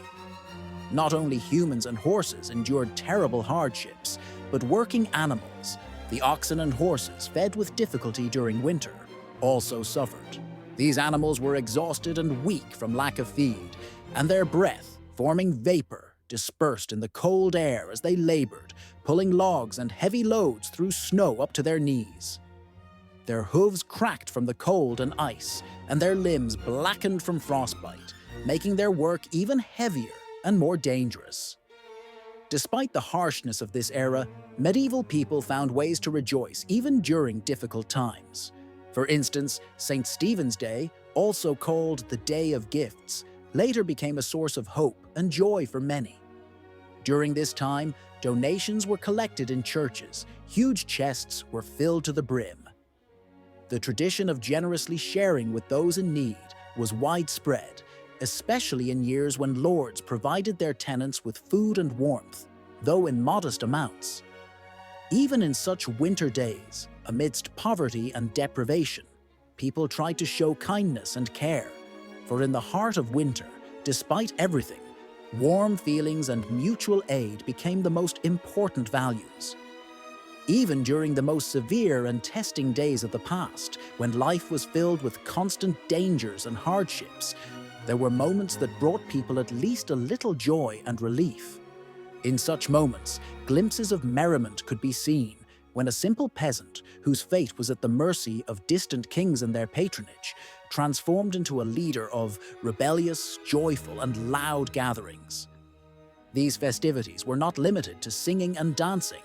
They were accompanied by drunken merriment, role exchanges, and mischief, sometimes reminiscent of fantastical and almost caricatured upheavals of the usual order. During periods when winter storms and hardships seemed insurmountable, it was these celebrations that became a sanctuary for people, a temporary respite that helped forget their troubles and hardships. Despite everything that was happening around, hope always remained in people's hearts. It drifted in the frosty air like a warm breath of life, and was expressed in fervent prayers spoken in the silence of the night or during dawn contemplations. People believed and hoped that the weak and sick would survive, that the shelves of food shops would hold at least some supplies to extend life until the arrival of spring. They strived to believe that the light and warmth, returning with sunny days, would defeat the biting cold, and all hardships would give way to a new beginning. This faith and hope had sustained them for many centuries, allowing even the hardest times to be endured. As winter came and the frosts grew harsher, it is worth remembering those who lived before us, our medieval ancestors forced to confront the raw, untamed power of nature that transformed the land into an icy realm of wonders and horrors simultaneously. During the years when endless snow blanketed the grey, ash-colored sky and billowing clouds loomed like enormous grey-haired giants covering the earth, these people had to adapt to unpredictable and often merciless winter. The snow settled in thick, soft layers, cloaking the rural landscape with a magical white cover, creating an illusion of a picturesque fairy tale. But behind this idyllic beauty lay constant hardships and dangers lurking for every obvious and hidden person on this earth. Large icicles hung from the eaves, shining and cold as fragments of a glittering sword, evoking both fear and admiration. They decorated the eaves of peasant houses, a reminder of the relentless power of winter. Even the most majestic fire in the hearth, the sacred flame that burned day and night, provided only brief and fleeting comfort. It gave the inhabitants a temporary sense of warmth, but could not banish the burning cold that seeped through every crack. The smoke from the fire, thin and prickly, carrying the scent of firewood and food, sometimes pricked the eyes, bringing tears and muffled breathing inside the houses, creating an atmosphere of stale, stuffy air. There, In the cramped space, among people and domestic animals, people and animals pressed close to each other to preserve warmth, which was hard to come by, for warmth had become an increasingly precious and rare treasure during those long winter months. The smell of manure, mixed with the odors of unwashed bodies and extinguished candles, created the only, albeit modest, aroma of that era. A unique one. This scent permeated every dwelling, a reminder of the inevitable need to survive, of the resilience of those who had no choice but to patiently contend with all difficulties. The greatness of winter suffering was expressed not only in deprivations and cold, but also in modest food supplies, which often barely covered basic needs. People lived on coarse bread, salted fish and vegetables, praying for the quick arrival of spring and the opportunity to recover after such a long and harsh winter. Hunger and cold, like shadows, loomed over every house, from a modest hut to a wealthy lord's castle, where even rulers seemed not to be immune to the elements. No one, regardless of status or wealth, was protected from the ruthless brutality of cold and hunger. Even those living in spacious stone castles, surrounded by towers and walls, appeared to feel this piercing cold. The majestic palaces, which already required immense resources to keep running, consumed large quantities of firewood, and in their halls filled with servants and prisoners, the winter period felt especially harsh. Woe to those whose governments failed to prepare for the cold season. Their suffering was not only material, but also spiritual. One medieval legend recounts that during a severe winter, a Bohemian princess died from the cold in her own bedroom, serving as a reminder of how powerful and frightening nature was during this long season. Her death became a sobering warning that even wealth and high social standing could not always protect a person from the relentless forces of nature and its harsh blows. In those times, when families adhering to Crusader traditions faced the loss of a loved one during the coldest winter months, it was perceived as something customary, albeit cruel. Such severe trials became part of their lives. Under such conditions, one can only acknowledge how formidable nature was and how little even the most luxurious feast or warm blankets could help. Over winter, the death toll often increased significantly, caused not only by frosts but also by numerous diseases that rapidly spread through weakened communities, starved and exhausted. In those days, deadly epidemics and fevers spread with incredible speed through villages and towns, especially in places where living conditions were harsh and hunger reigned supreme.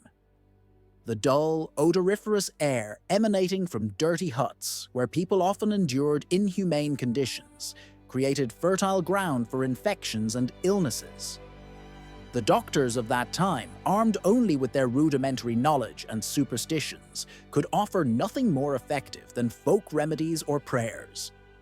In cold winter weather, roads turned into slippery, impassable jaws, covered with snow and ice, significantly complicating travel and becoming a true test for pilgrims and merchants alike.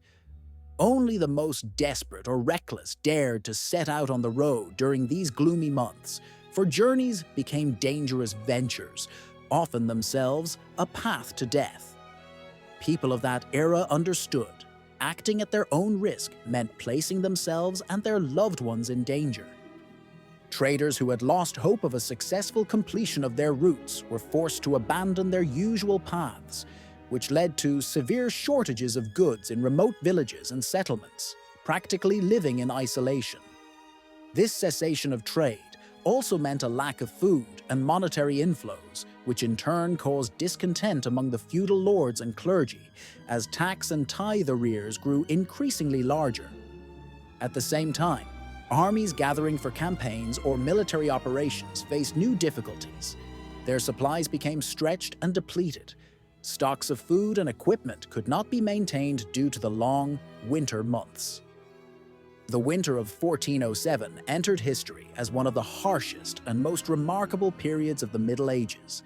In an environment where a winter war demanded not only bravery but also endurance, the leader of the Welsh insurgents, Wayn Glinda, confronted the numerically superior forces of the future, King Henry V.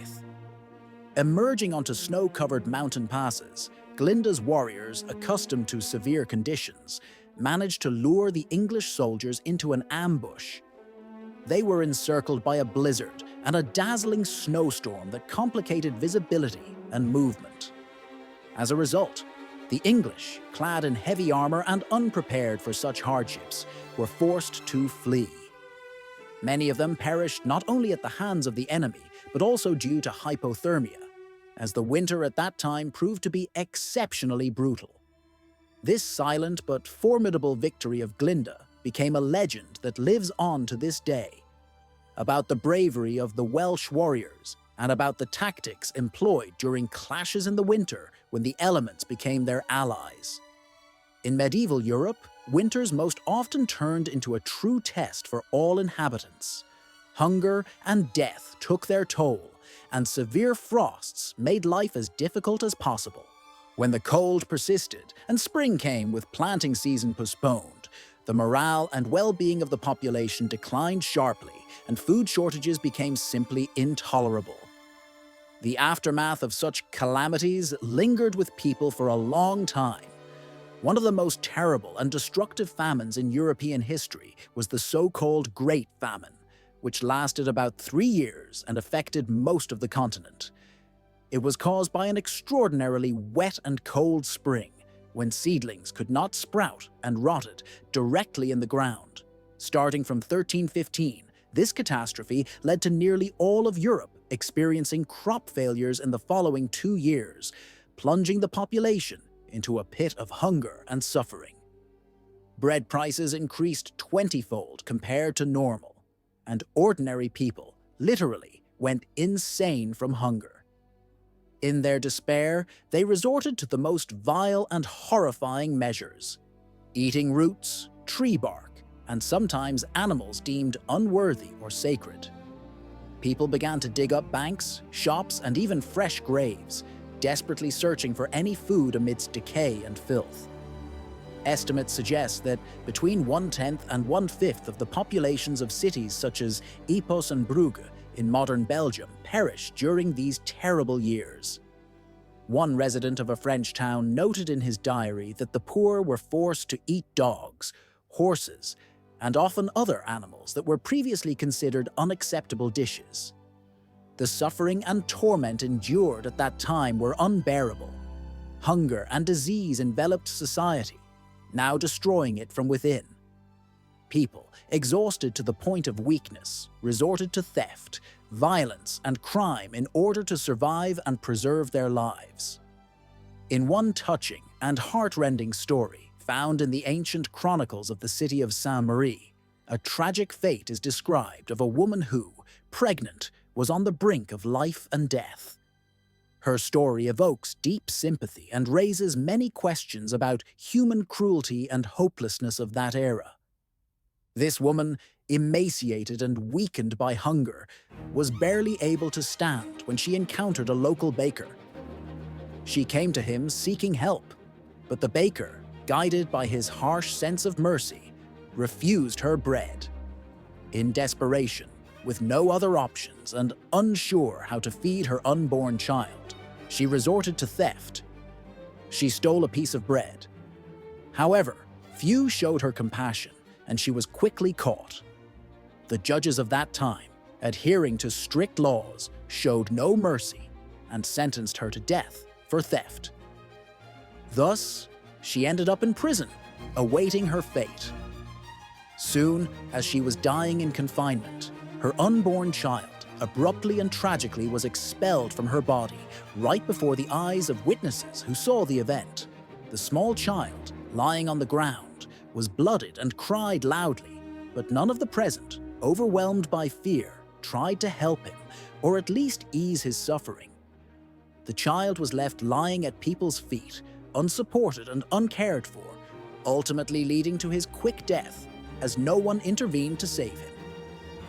This terrifying moment became one of the symbols of indifference and cruelty of that time, After all this, the child received no help at all, and his touching life ended along with the growing darkness. Time passed, and nearly a century later, in 2315, environmental conditions gradually began to improve, leading to the end of the long famine. The weather stabilized, and harvests reappeared, rekindling hope for survival and prosperity among people. However, even after this, the specter of hunger still haunted the population, especially during cold winter months, like a shadow of the past, mercilessly reminding them of harsh reality. For people of the Middle Ages, the winter season was a real trial, a time filled with anxiety and sometimes even horror.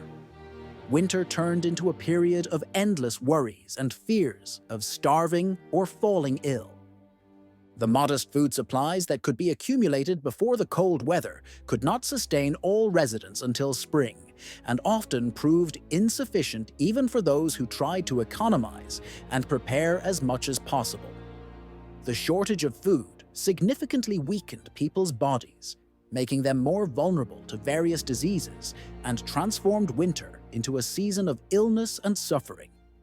Tight, unventilated households, often cluttered with refuse and in unsanitary conditions, created a favorable environment for the spread of infectious diseases. Influenza, dysentery, pneumonia, and many others. Respiratory illnesses were especially dangerous.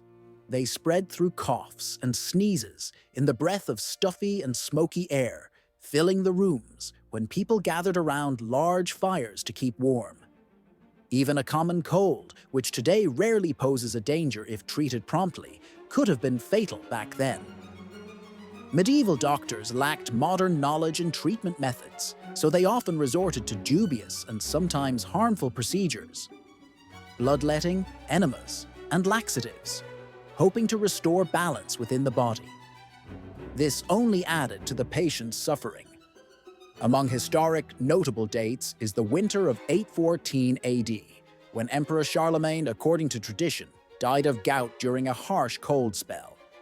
His doctors attempted to help him with painful and suppurating procedures, including bloodletting and strong laxatives, but all their efforts proved futile.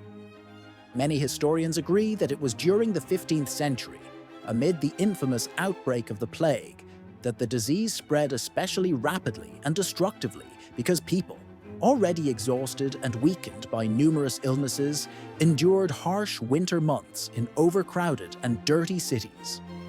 After the pandemic that broke out in the 14th century between 1334 and 1335, the death toll reached terrifying proportions, from 30 to 60% of Europe's population. At that time, a vivid and particularly touching testament to this dreadful era was the written account of Sir Luca, a resident of Pistoia in Italy. He bitterly described in a letter to his brother Francisino the terrible events in their native lands. In his letter he said, "I feel very ill, and I can hardly bring myself to write, because things here are becoming worse and worse." He reported that many of his acquaintances and even close relatives had already died, and the number of victims was increasing daily. Shops were empty, taverns deserted, and he wandered the streets alone, in the deathly silence filled with echoes of grief and suffering. His words convey despair and fear, and everything around him is a cry of death and decay. He described the smell of decaying corpses that had been dumped into mass graves, and was horrified by the thought that his city was on the brink of turning into ruins with no one left alive. In these grim pages, he begged his loved ones to stay where they were and to keep praying for their salvation. While the plague ravaged the entire world, entire villages were completely destroyed. The savage suffering increased due to painful and sometimes brutal burial rituals, as well as the fear of infection, which forced people to leave the sick to die in the snow and cold, without any aid. Such attitudes exacerbated the horrors of neglect and indifference that permeated this tragic era. The devastating and unprecedented losses associated with the Black Death left deep psychological scars in people's hearts and permanently altered the face of the medieval world. Winter was especially harsh and terrifying, becoming a test of endurance, courage, and strength of spirit. At a time when modern medicine and effective methods of combating disease did not exist, children and pregnant women were particularly vulnerable to colds, hunger, and other ailments.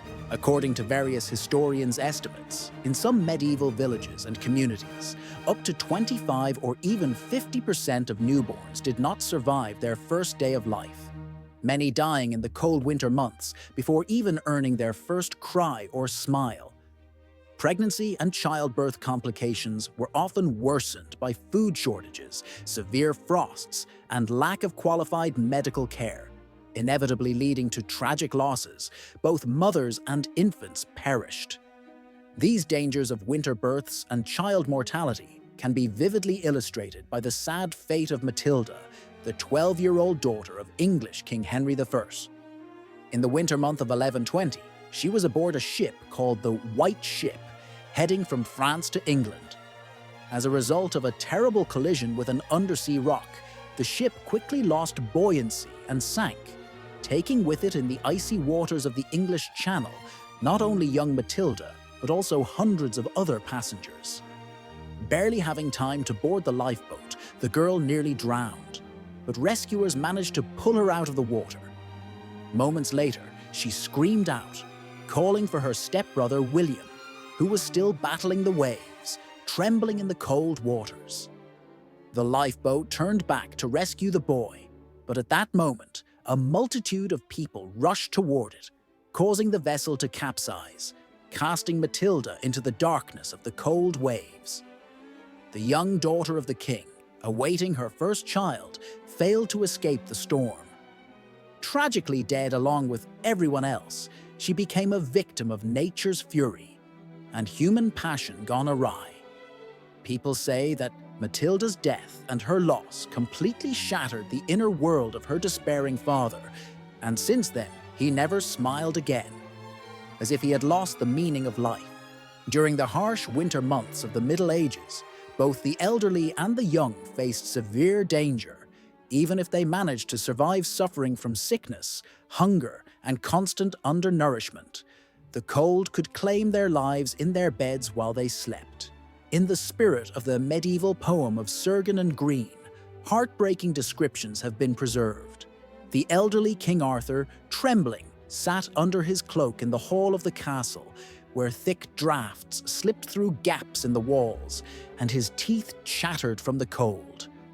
In the Middle Ages, winter was accompanied not only by cold, but also by fierce snowstorms that tore off roofs, buried roads, and sowed death in the daily life of people. In the years of the 200 and 2nd century, during a journey through the marshy landscape of eastern England, King John of England suddenly lost his royal jewels in an attempt to escape from rebels and enemies. At that time, terrible storms and strong tides raged, caused by raging sea elements. His convoy was caught by a powerful surge of water, and miraculously surviving, the king lost his priceless crowns and scepter, submerged in the tumultuous waves. Several days after this tragic event, King John died, having lost all hope and inner joy. Many historians believe that the loss of the precious royal symbols was the final straw that completely undermined his health, and apparently led to his sudden death. During the harsh winter seasons, storms and hurricanes often ravaged the coasts, causing irreparable damage to coastal settlements already weakened by the winds and enormous waves. The Anglo-Saxon Chronicle reports a terrible flood that literally engulfed England on the 11th of November, the day of St. Martin. That day, a powerful sea tsunami flooded most of the territory, leaving behind only destruction and the loss of many lives. These floods were truly catastrophic, and no one could remember such calamities in their memory. They claimed the lives of thousands of people, flooding cities and destroying everything in their path. On January 16, 1219, another devastating flood occurred, covering the North Sea, which entirely submerged the lowlands of the Netherlands. This unfortunate event claimed over 50,000 lives. At that time, there were no early warning systems or reliable shelters, so people were completely defenseless against the elements. They could only pray for salvation as icy water flows rise and the wind howled as if evil forces of hell were burning everything around. Medieval inhabitants, lacking tools and technologies to fight the natural disaster, were forced to rely solely on their faith and prayers. During moments of furious winter storms and cold floods, their homes seemed like fragile shelters struggling against nature. Icy streams flooding everything around, forcing people to gaze into the endless darkness of winter, hoping only for a miracle. The terrible winters of that time also contributed to an increase in fires, as people did everything possible to stay warm, starting fires, lighting candles, and sometimes even using oil for heating or burning wood in small fireplaces. The Anglo-Saxon chronicles tell a terrible story of a fire in London that occurred in 1231. Flames flared up on London Bridge and spread so rapidly that, before the fire could be extinguished, it had destroyed most of the city, including St. Paul's Cathedral. At that time, many churches, such as Canterbury Cathedral, and numerous residential homes suffered from this natural disaster. Winds tearing off burning beams and lead sheets from roofs carried the fire over great distances, quickly transforming the flames into an inhuman flood of fire and smoke. Due to dense development, where most buildings were made of wood and tightly packed together, medieval cities turned into true barrels of gunpowder. A single spark or fallen candle was enough to ignite a massive catastrophe. Winter storms blowing with forceful, brutal winds had an especially destructive impact. These winds fueled the flames, making them unstoppable, and each fire could quickly engulf a vast area. People, gripped by panic, ran through narrow, winding streets, leaving behind burning houses and often only in torn clothing to escape the flames. Witnesses of that time left many sad and horrifying stories of families torn apart in chaos, about children trampled or ignored, and about people trapped with no way out. Many of them burned alive, unable to escape the blaze. Due to a lack of means and technology to fight the fire, most townspeople could only rely on small buckets of water or snow to try to halt the spread of flames, and on the merciful gusts of wind that might suddenly shift direction and help stop the catastrophe. In those ages, the aftermath of such disasters sometimes meant almost complete destruction. Thousands of people were left homeless, forced to wander the streets or seek refuge among the ruins of destroyed buildings, suffering from frost and winter poverty. However, the greatest danger to humans often was not so much the fury of nature, but the relentless, all-consuming cold. In conditions lacking modern heating and insulation, the dampness and darkness of winter months posed severe tests for residents. People had to find warmth around smoking fires, take shelter in fur coats, or layer thick hides and wool to protect themselves.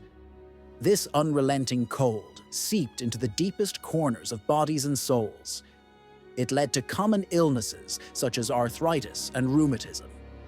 The pain, especially in the early stages of frostbite, intensified with each passing day, and the extremities of the first sufferers froze, becoming dead and blackened under the influence of a frostbite. In conditions of constant freezing temperatures and dampness, people suffered from pneumonia and the flu, while the cold seemed to be more than just a physical state. It felt as if it could penetrate the very soul, draining energy and life force. One of the British monks of that time noted in his journals, "The cold seems to penetrate into the very depths of the soul, taking all strength and vitality." This was a stark reflection of how unbearable the winter ordeal was for medieval inhabitants. Cold became their constant enemy, fighting for their survival. Gildas repeatedly painted a bleak and heavy picture for his readers.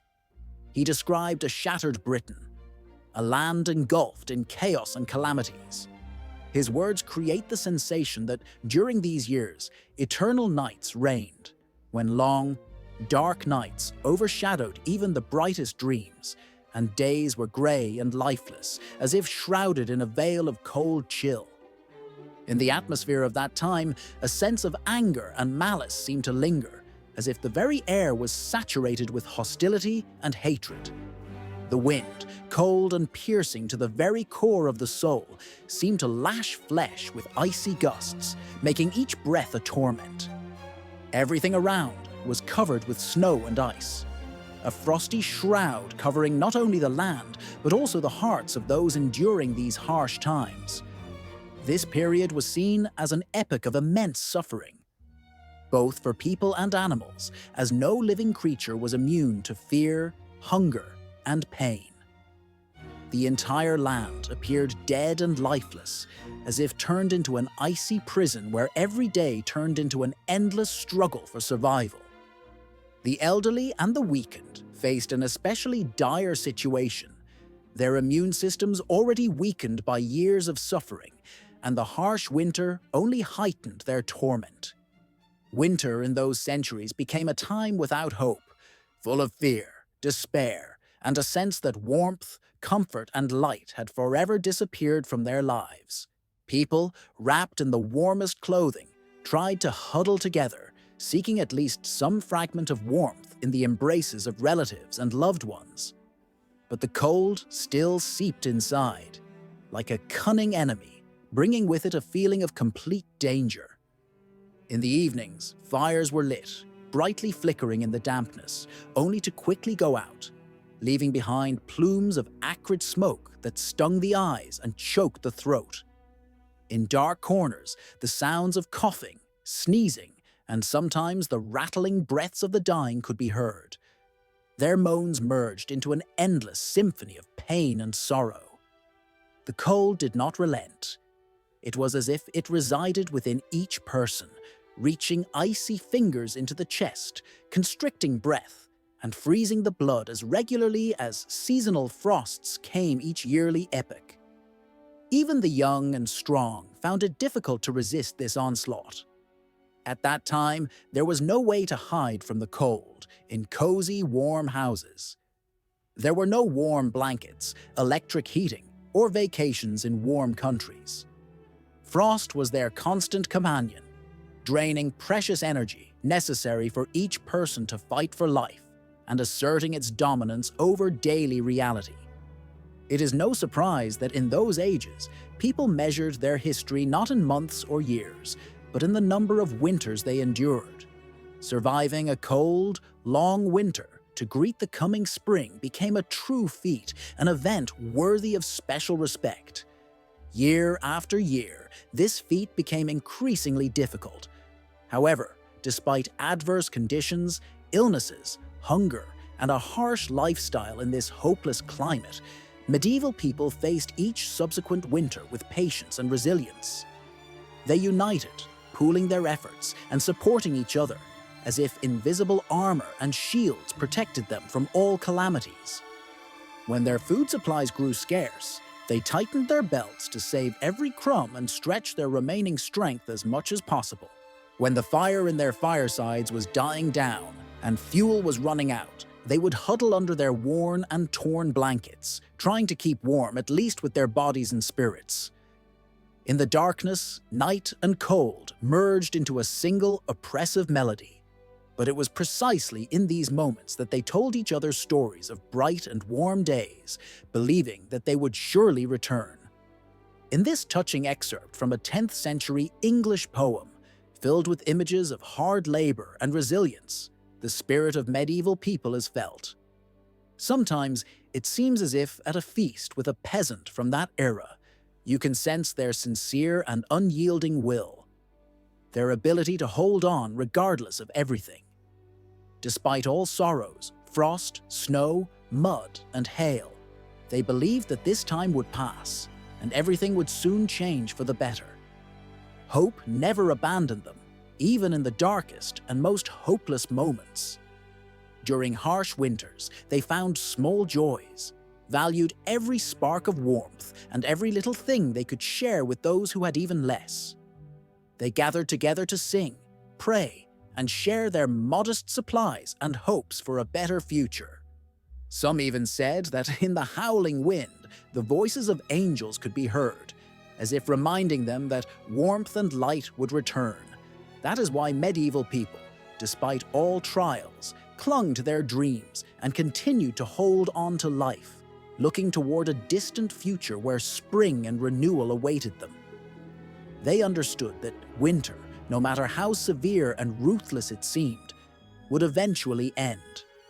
The sun would rise again, the snow would begin to melt, and everything around would shine with greenery, bloom with vivid colors, and be filled with new life forces. As if frost and cold never existed, and all that remained was patient waiting, the ability to hold on to hope, and the faith that every cycle will inevitably repeat. The inner strength that helped them overcome hardships was born deep within the soul, hardened in harsh conditions, in icy expanses, and in the rocky, relentless winter wilderness of that time. Medieval winters demanded strict resilience and compassion from people, often seeming endless and offering no chance for rest. These long, merciless cold spells brought hunger, disease, destruction, and the collapse of personal and societal foundations. But it was during such difficult periods that the most radiant human qualities revealed themselves. An unshakable will to survive, the ability to preserve hope within, and the capacity to unite and show compassion, kindness, and mutual support. The medieval world, as if tested by cold and icy drifts, was strengthened and tempered, emerging from this harsh trial slightly stronger, more resilient, and wiser. It was during these times that a deep sense of gratitude was born. For the changing seasons, for the arrival of spring and warmth that returned after winter's darkness. Perhaps modern man could learn from our medieval ancestors, for whom winter, with just a few inches of ice on the glass, was not a source of irritation at the need to clear it. For them, winter meant a fight for life, a test demanding not only physical strength, but also inner toughness, determination, and resilience. They left us a rich legacy of stories about the winter's wrath, how their spirit overcame any adversity, and about the strength of human character capable of resisting even the harshest trials. Stories that continue to resonate today in our modern winters. Let us remember the resilience that helped our ancestors survive the hardest times and take inspiration from it to overcome our own dark periods. Medieval people faced winter head-on and did not give up. They endured invasions of floods and hunger, storms and blizzards, and in the darkest nights, they kept hope and faith in a better future. They preserved the memory of loved ones gone in the frozen earth, and their suffering and hardships echoed in their hearts. But despite everything, they clung tightly to the promise of spring's imminent arrival, to hope for renewal and warmth. And if they could endure winter after winter, armed only with faith and warm clothing, then we too, with proper support and inner strength, will surely find a way to withstand our trials, because we know the light of spring and warmth will inevitably come. The harsh winter days of the medieval era have forever remained in history, but the lessons they taught us continue to resonate through the ages, confirming the indomitable strength of the human spirit and its resilience against any adversity. It is important to remember that the resilience and courage of our ancestors are not merely historical archetypes, but a living energy that can support us even today. We have the power to face winter's cold with bravery, compassion, and unwavering hope. If they manage to survive the darkest times, proudly lifting their heads, then we, despite all the difficulties, will surely succeed as well. Winter is approaching, but as was well known in the Middle Ages, spring is not just a season, but an eternal time of rebirth, and it will definitely come. When the winds, cold and sharp, howled over the cracked, icy landscape, medieval people gathered around the fire to warm themselves and find hope together. In the flickering glow of the flames, they shared stories of past winter trials, of harsh seasons that fostered resilience and courage in every heart. In their modest wooden huts and stone or marble castles, the breath of winter was felt everywhere. In the cold walls, piercing winds, and thin straw roofs. Protecting oneself from this biting cold was no easy task for everyone. From peasants walking across snow-covered ground to princes hiding in their opulent palaces, each one felt how the frost seeped into their clothing, stiffening even the strongest hands and legs. Few homes had real hearths, roaring and crackling, a fragile hope amidst the cold, warming and filling the air with the aroma of smoke, reminding them of warmth within their hearts. In large halls and castles, the fire consumed vast amounts of firewood, which was constantly gathered and fed by servants whose labor never ceased. Even the most powerful and wealthy often feared leaving the warmth of their homes, holding their breath by the fire. The winter cold was so intense that it penetrated even the thickest walls, and expensive furs and fur-lined clothing could not always provide complete protection. For those of humble and simple origins, winter was an especially harsh test, a daily struggle for survival. Their poor dwellings, called hyun, could hardly offer any comfort or coziness during the cold winter months. Rations issued in the squads were modest and rarely enough to cover even the most basic needs, and firewood gathered in the forest wore out quickly and was not always sufficient to sustain the weak heat source, the hearth. Families squeezed tightly into dirty, gloomy rooms, trying to warm each other by exchanging body heat and spirits, breathing air thick with smoke and the steam of unwashed bodies. The atmosphere heavy with hardship, routine, and despair. Despite all the hardships, even in such dark times, people found brief moments of joy. The bright flames of the fires on the village square attracted residents from their hovels, even if just for a short while. Near the dancing tongues of flame, neighbors gathered to share jokes, laugh, tell stories, or sing songs. These moments reminded me of something else. A brighter, freer world, far from the harsh realities of winter. At that hour, even the youngest, in love, secretly exchanged kisses, refusing to let the cold diminish their tenderness. Children, meanwhile, squealed with joy, frolicking, skating on frozen ponds, and gliding across the ice, filling the frosty space with their shouts and laughter. Even the elderly, usually condemned to the hardships of old age, felt the weight of past years momentarily lift. They were transported back to carefree winter days of youth, when everything seemed simpler and brighter. These moments of joy and warmth became especially precious, a rare oasis in the winter emptiness, winter that came and imposed its harsh laws. But sooner or later, thoughts of an easy life were replaced by heavy flashes of awareness. Hunger spread increasingly among the streets and hearts of the poor, becoming a constant companion. Empty stomachs loudly demanded attention, and the deeply rooted dream of a generous spring seemed more and more illusory. The fields remained lifeless, covered in snow and ice. Poor villages, surrounded by the trembling earth beneath the snow cover, gradually became associated with ghosts of famine and disaster. Cropless seasons, when there was no harvest, could mean death for entire communities, turning them into dead, lifeless spaces. Many mothers watched with longing as their children lost their former strength and health, their eyes dimming from hunger and fatigue. The brutal arithmetic of deprivation, growing more intense each day, instilled a special sense of hopelessness and despair among the poor. Rumors spread about cruel measures some were forced to take to quell their hunger. Grim stories of acts so unnatural and cruel that they haunted people even in their sleep and nightmares. At the same time, hunger was only one side of the coin. the cold breath of winter brought with it many illnesses, as if nature itself, seeking balance, sent new troubles upon people.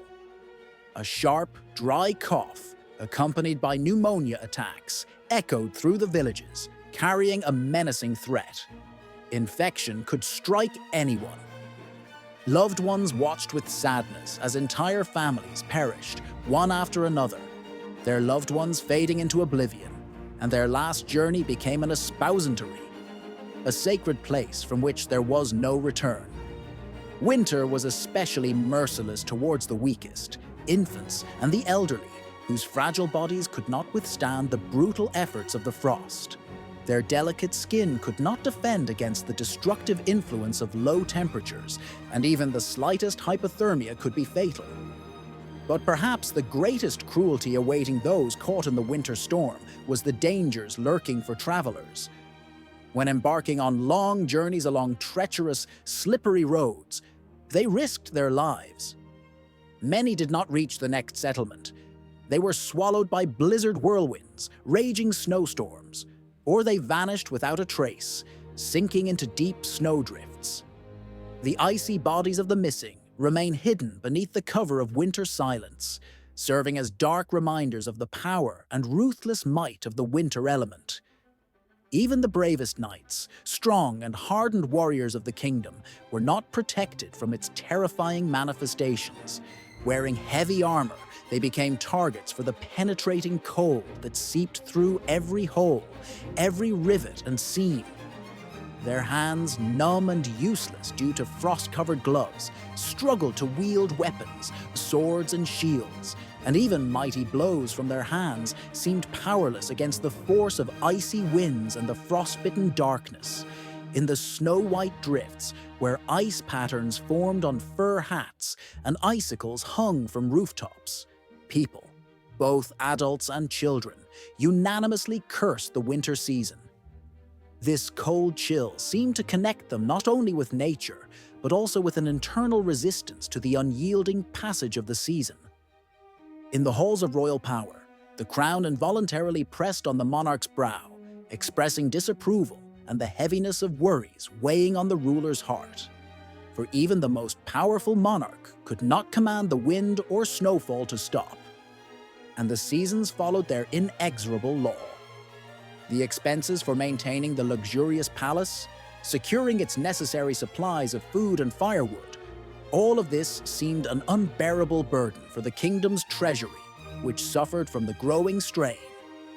The greed of merchants and traders, profiting from advantageous dealings with royal lords, brought considerable profit but also intensified the burden on the state's budget. However, despite all the hardships associated with the arrival of winter, its reign with icy tines could not last forever. In the most severe and gloomy times, even amid the lamentation of icy despair, people found comfort in the hope of spring's imminent awakening. Festivals typical of these times became a long-awaited breath of fresh air, a sacred pause from winter's hardships.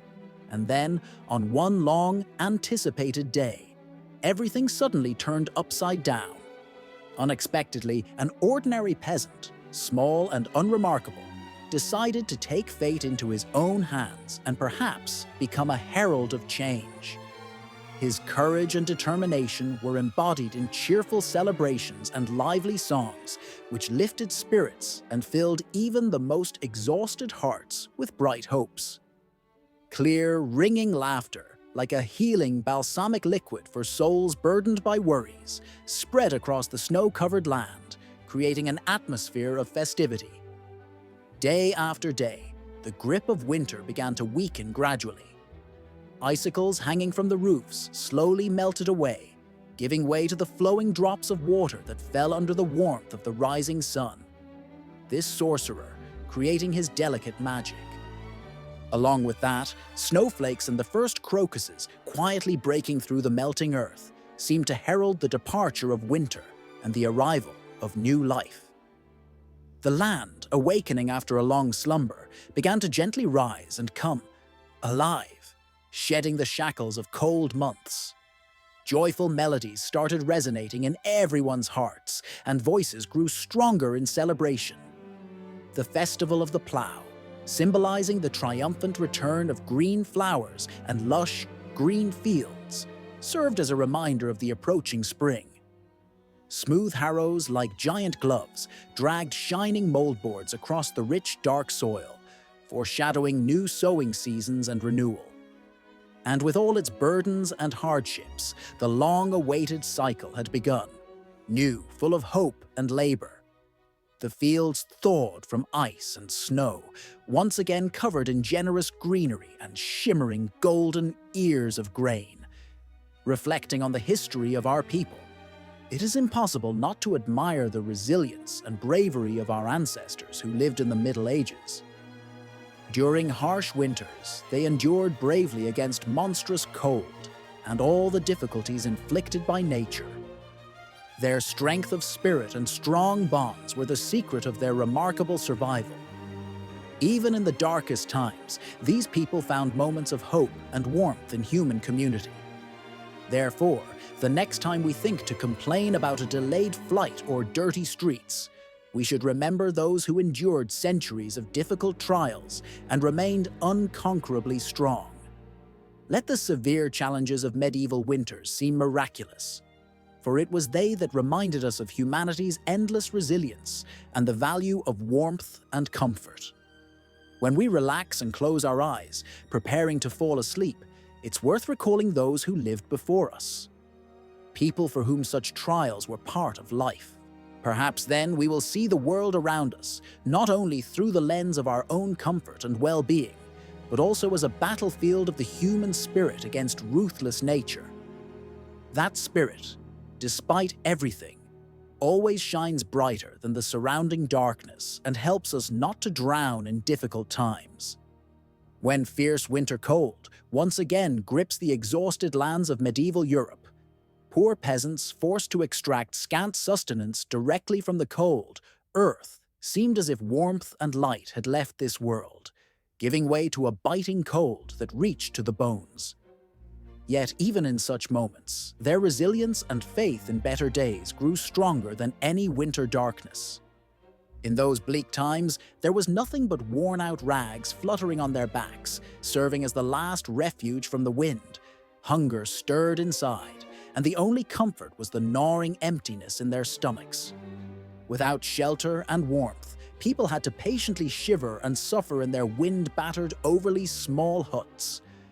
As the piercing cold wind howled outside their dwellings, only a few lucky ones, mainly those with fireplaces and wood supplies, could gather around a fire to warm themselves, at least in the flickering glow of the burning flames.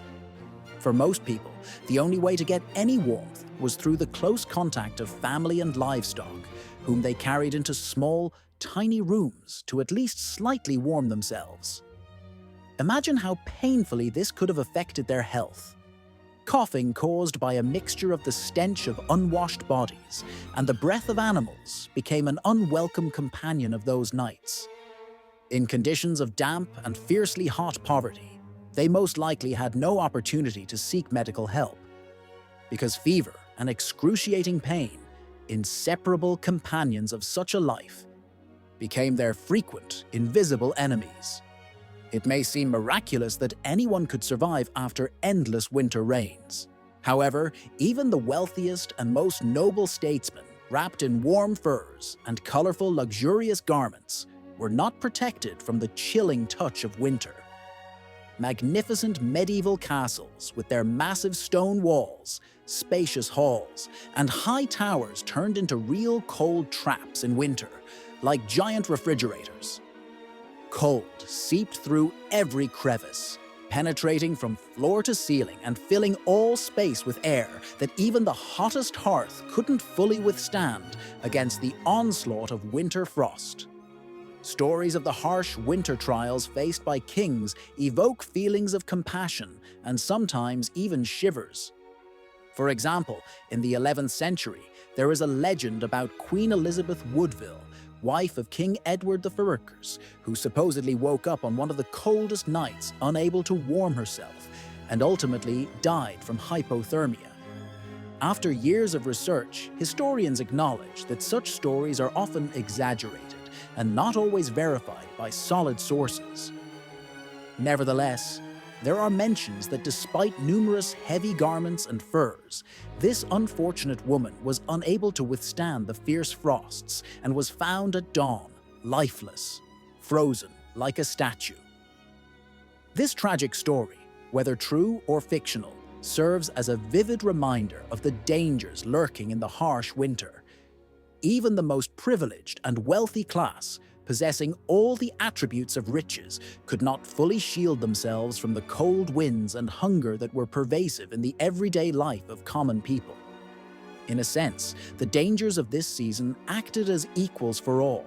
Since neither kings nor queens had power over nature's forces, no castle or wealth could stop the mighty icy winds that affected everyone without exception. Even the most luxurious medieval bedrooms and opulent palaces were not entirely protected from the cold, which, with the arrival of winter, filled everything around. As the short days gave way to long nights and the weather grew darker and colder, society as a whole, regardless of social status, began preparing for the inevitable hardships of winter's cold. From the poorest peasant, barely surviving on scant grain supplies, to noble lords, visiting dignitaries, and stately figures, all felt the heavy weight of this season. A shared sensation of grim, almost hopeless endurance took hold of everyone's spirit. People understood well that the only way to oppose both man and nature was to conserve food reserves and gather as much sustenance as possible for the cold months ahead. Therefore, they carefully checked their grain and salami stocks, stacking and storing them with great caution. During such harsh winter months, every loaf of bread, every straw, and every piece of salted meat was valued as highly as gold, preserved with special care for the days to come. Young and old, dressed in heavy woolen clothing, which seemed almost a symbol of hope and anticipation, tried to prepare for the coming trial.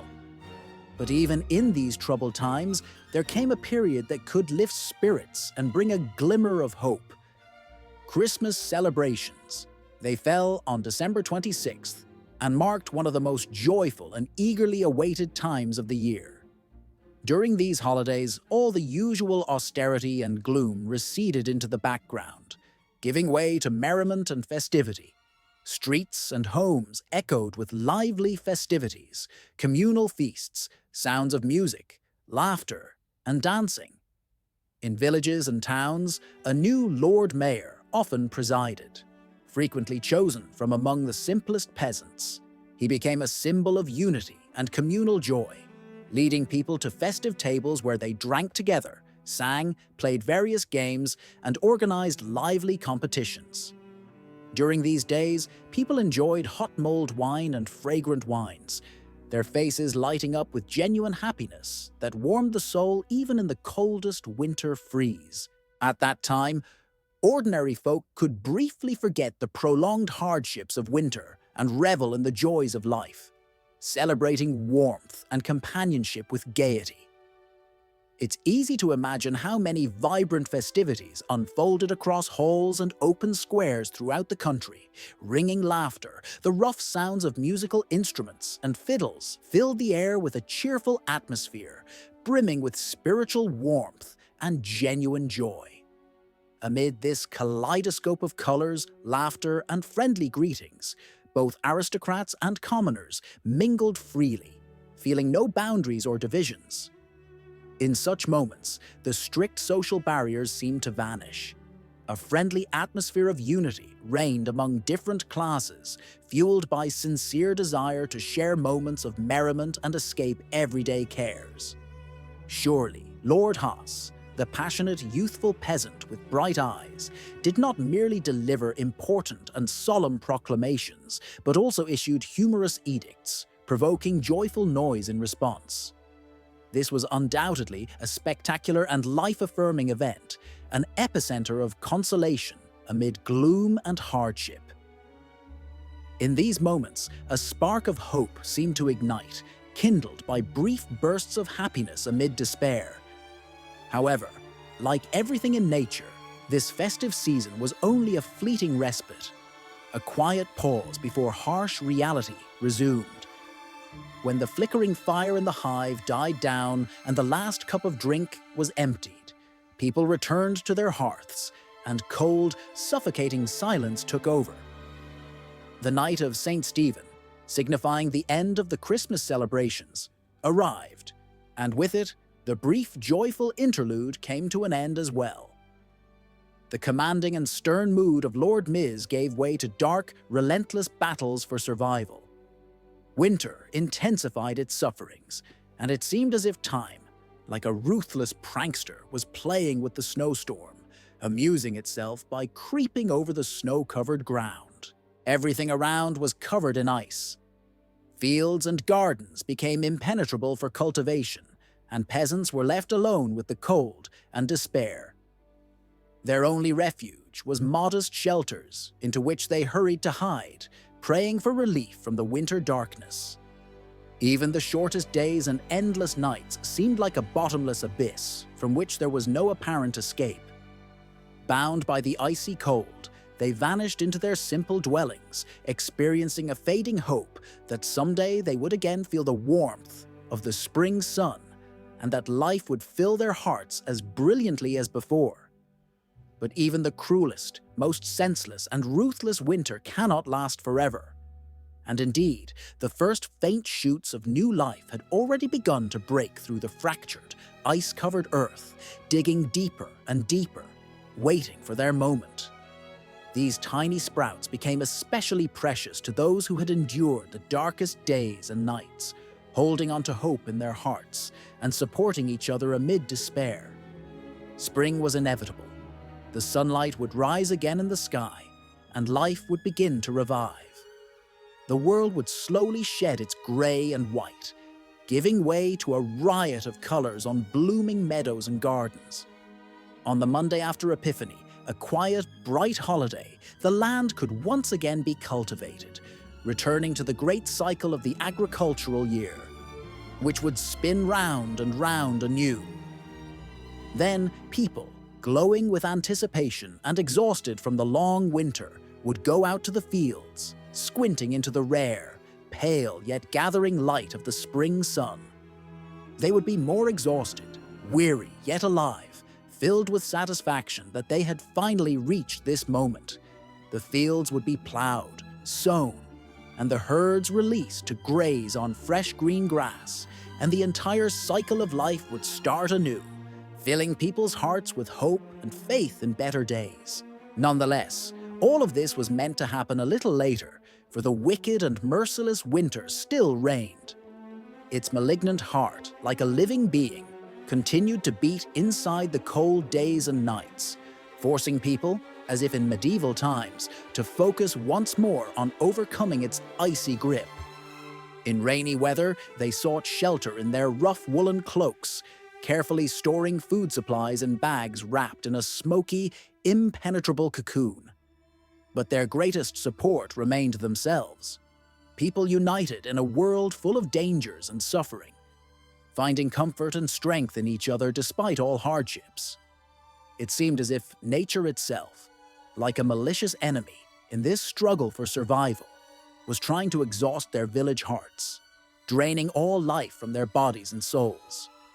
However, despite everything, they continued their journey fearlessly and bravely. The entire land, covered by a winter blanket, united lords and peasants, young and old, still trembling from the cold, waiting for the long-awaited spring that would inevitably come. Everything around was shrouded in darkness and cold, and the spirits of winter nights made themselves known through the creak of the wind and the voices of ice piercing the silence. On such long, harsh winter evenings, people searched for ways to hide dark thoughts from themselves, transforming the gloomy time into fairy tales and dreams. Perhaps, imagining the future, they envisioned milder winters ahead, warmer hearths, and the earth yielding more fruits and blessings. These reflections gave them strength and hope, as each of them dreamed of a world capable of warming and protecting, of a life richer and more fulfilling.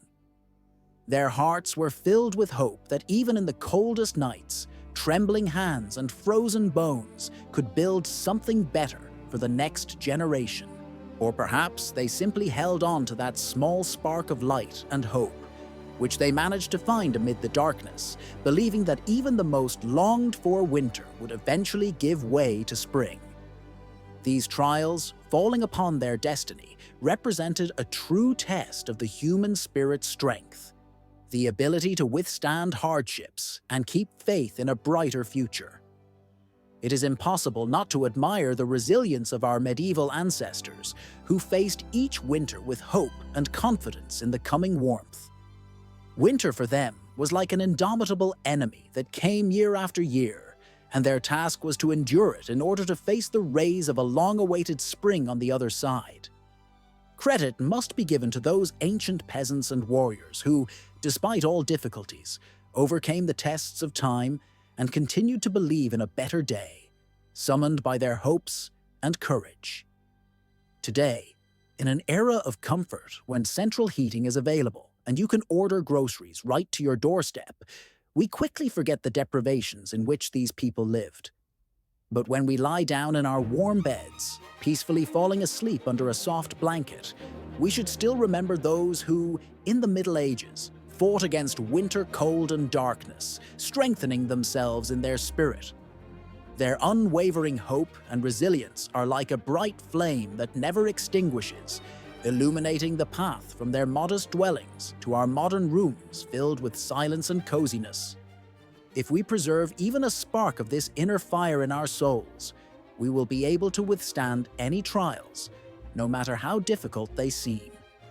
In the darkest times, people searched for various ways to lift their spirits, strengthen their sense of unity, and show kindness.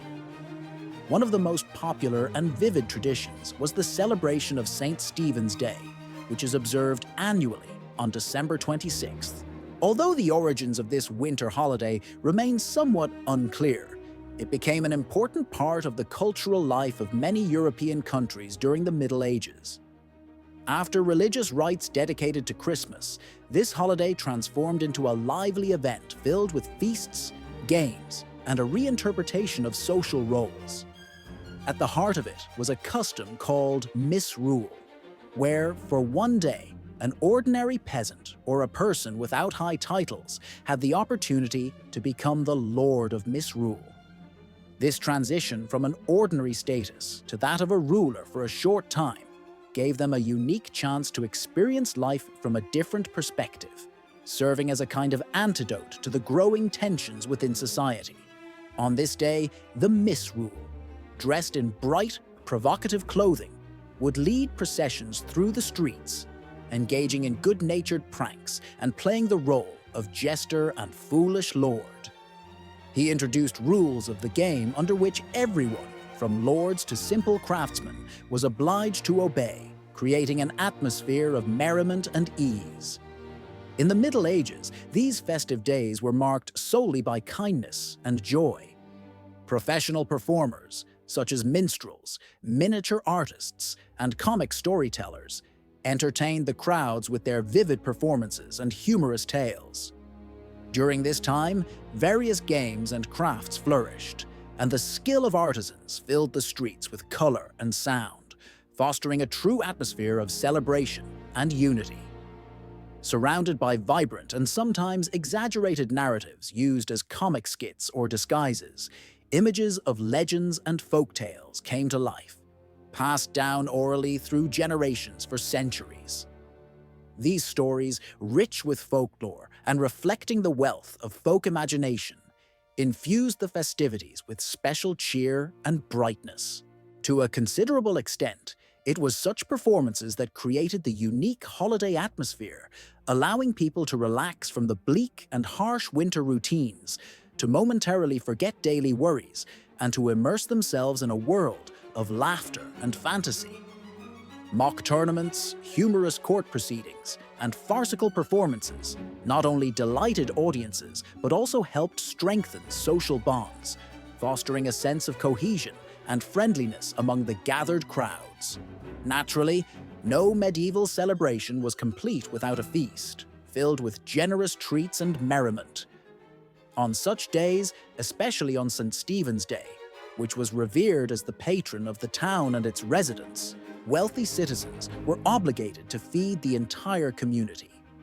This act of charity not only reinforced material ties, but also filled the hearts of participants with a spirit of unity, a sense of community, and mutual support. The main delicacy on the festive table invariably consisted of roasted meat and various meat dishes. From fragrant geese roasted to a golden shine, to traditional dishes such as a roasted boar's head prepared with special skill, all was prepared on a grand scale to delight guests and visitors alike. In addition to meat, the table featured pies filled with rich stuffing that combined meat, dried fruits, and spices, creating sweet and aromatic treats. Warmed drinks called wassail were widely poured into mugs and goblets, filling them with warmth and creating a cozy, joyful atmosphere. Spiced cider, with its distinctive taste and aroma, became an essential part of the celebration, lifting spirits to the highest level. It seemed to spread around bursts of lively laughter and animated conversations, filling all halls and rooms, fostering an atmosphere of lively merriment and ease. The sounds of laughter and happy voices drowned out even the relentless cold winter wind blowing outside, struggling to penetrate indoors. However, on this short, bright day, it seemed that all the hardships of winter days faded into the background. People gathered in the spirit of joy and camaraderie, temporarily forgetting the frost and the severity of nature. As the celebration drew to a close and the flickering lights of the house candles and bonfires soon disappeared, leaving only a warm atmosphere behind, those present parted ways to return to their homes. But each carried with them not only pieces of delicious food and fond memories, but also a feeling of warmth, a shimmering, lively flame burning in the heart and dark night. This feeling reminded them that even in the harshest winter days, in reality or in spirit, there was always an opportunity to feel the support and warmth of loved ones and friends.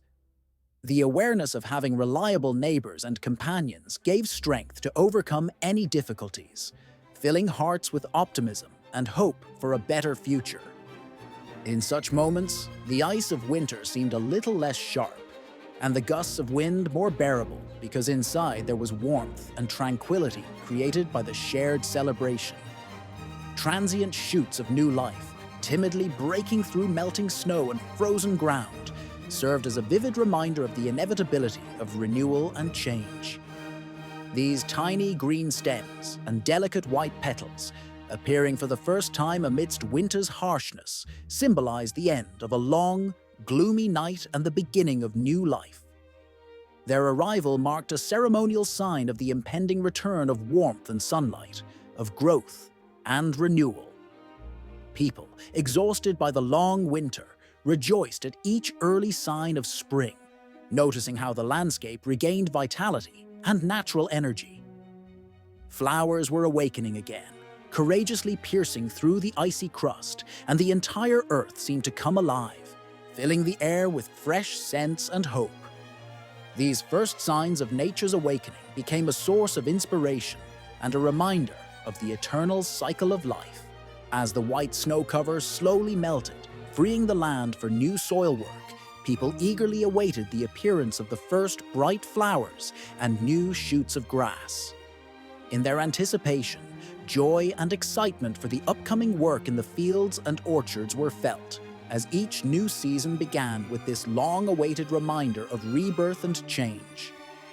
On the first day after the Epiphany holiday, which took place in January, the peasants returned to their fieldwork, heading to the pastures where fresh grass began to green once again. This day, known as Plough Monday, marked the start of land cultivation, which after a long winter needed careful preparation. It symbolized the beginning of a new agricultural cycle, a new stage in the lives of the peasants, their labor, and nature's renewal. The plow, well hidden under snow and ice in previous months, was carefully retrieved and prepared for work, receiving blessings and setting the tone for a productive season. Thus, this day became special, a kind of kickoff for the new rhythms of labor and nature upon which peasant life depended. During this joyful time, the land and people filled with hope genuinely felt the approach of the eagerly awaited spring. Festive processions took place in the fields, and peasants, with children's delight, visited one house after another, gathering treats and stocking up food for the coming work. Everyone eagerly looked forward to days when they could begin their tasks and sow the first seeds into the earth, confident in a future bountiful harvest. It was hard to imagine the atmosphere of that village, unaffected by winds or bad weather, filled only with bright dreams, quiet optimism, and faith in a bright future. The people gathered around a field that promised to become their hope and future wealth.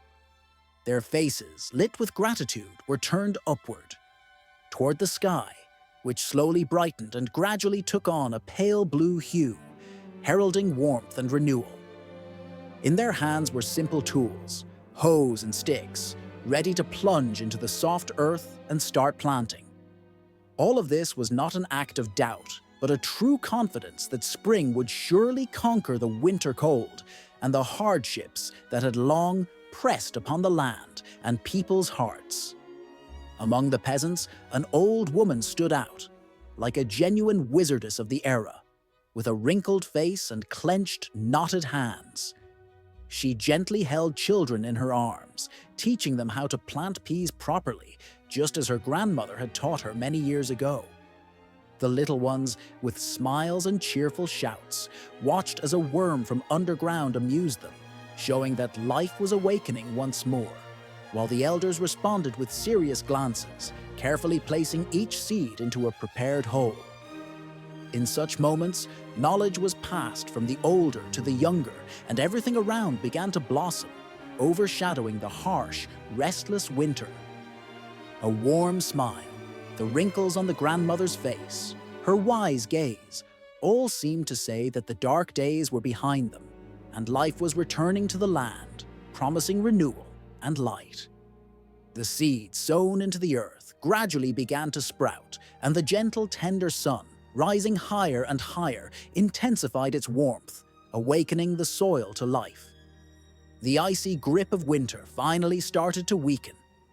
The polar cold, the great chill, looming over the land for centuries, began to melt away, freeing space for new hope and renewal brought by the delicate spring breezes. Looking into the past with a modern perspective, we cannot help but admire the inner strength of spirit and patience required to endure the harsh winters of the Middle Ages.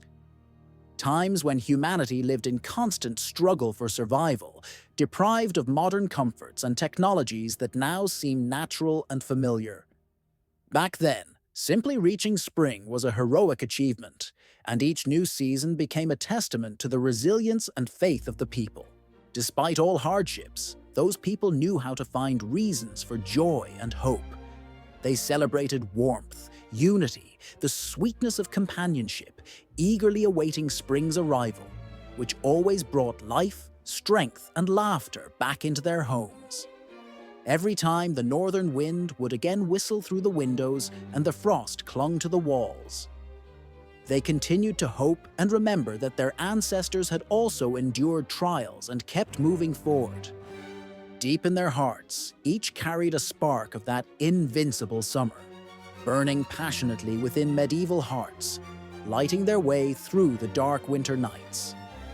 It can be confidently said that spring has always existed, no matter what, and life kept moving forward, ignoring sometimes gloomy and bleak nights. When your eyes close to the daylight and the wind whispers its alluring lullaby, allow yourself to imagine that your thoughts are carrying you through the ages.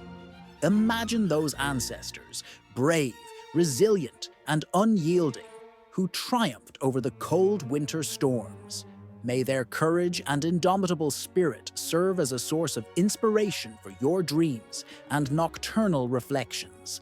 If this journey through time has become something new, uncommon, and memorable for you, then it has already fulfilled its purpose. And everything has become truly wonderful. When you find in these stories something that sparks your curiosity and a desire to learn more, it means the inner energy awakened by them has reached its goal. May these tales, revealing the secrets of times and worlds, fill your imagination, inspiring new thoughts and discoveries. Such stories have the power to ignite a spark of interest, encouraging you to ponder the mysteries of the past and the future, and for that reason, they can become a pleasant companion during peaceful evenings. If they have resonated with your heart and inspired you, don't miss the opportunity to continue immersing yourself in the world of wondrous phenomena and memories. You should know that we still have many such fascinating, instructive, and profound stories capable of helping you relax, feel harmony, and fill your soul with tranquility before sleep. May the coming night be a source of peace and tranquility for you. To truly enjoy your rest, imagine cozy lights burning in your room, while green shoots shimmer outside the window, fresh and tender, whispering to you about the wonders of nature. May these images create a warm atmosphere of comfort and calm. Good night.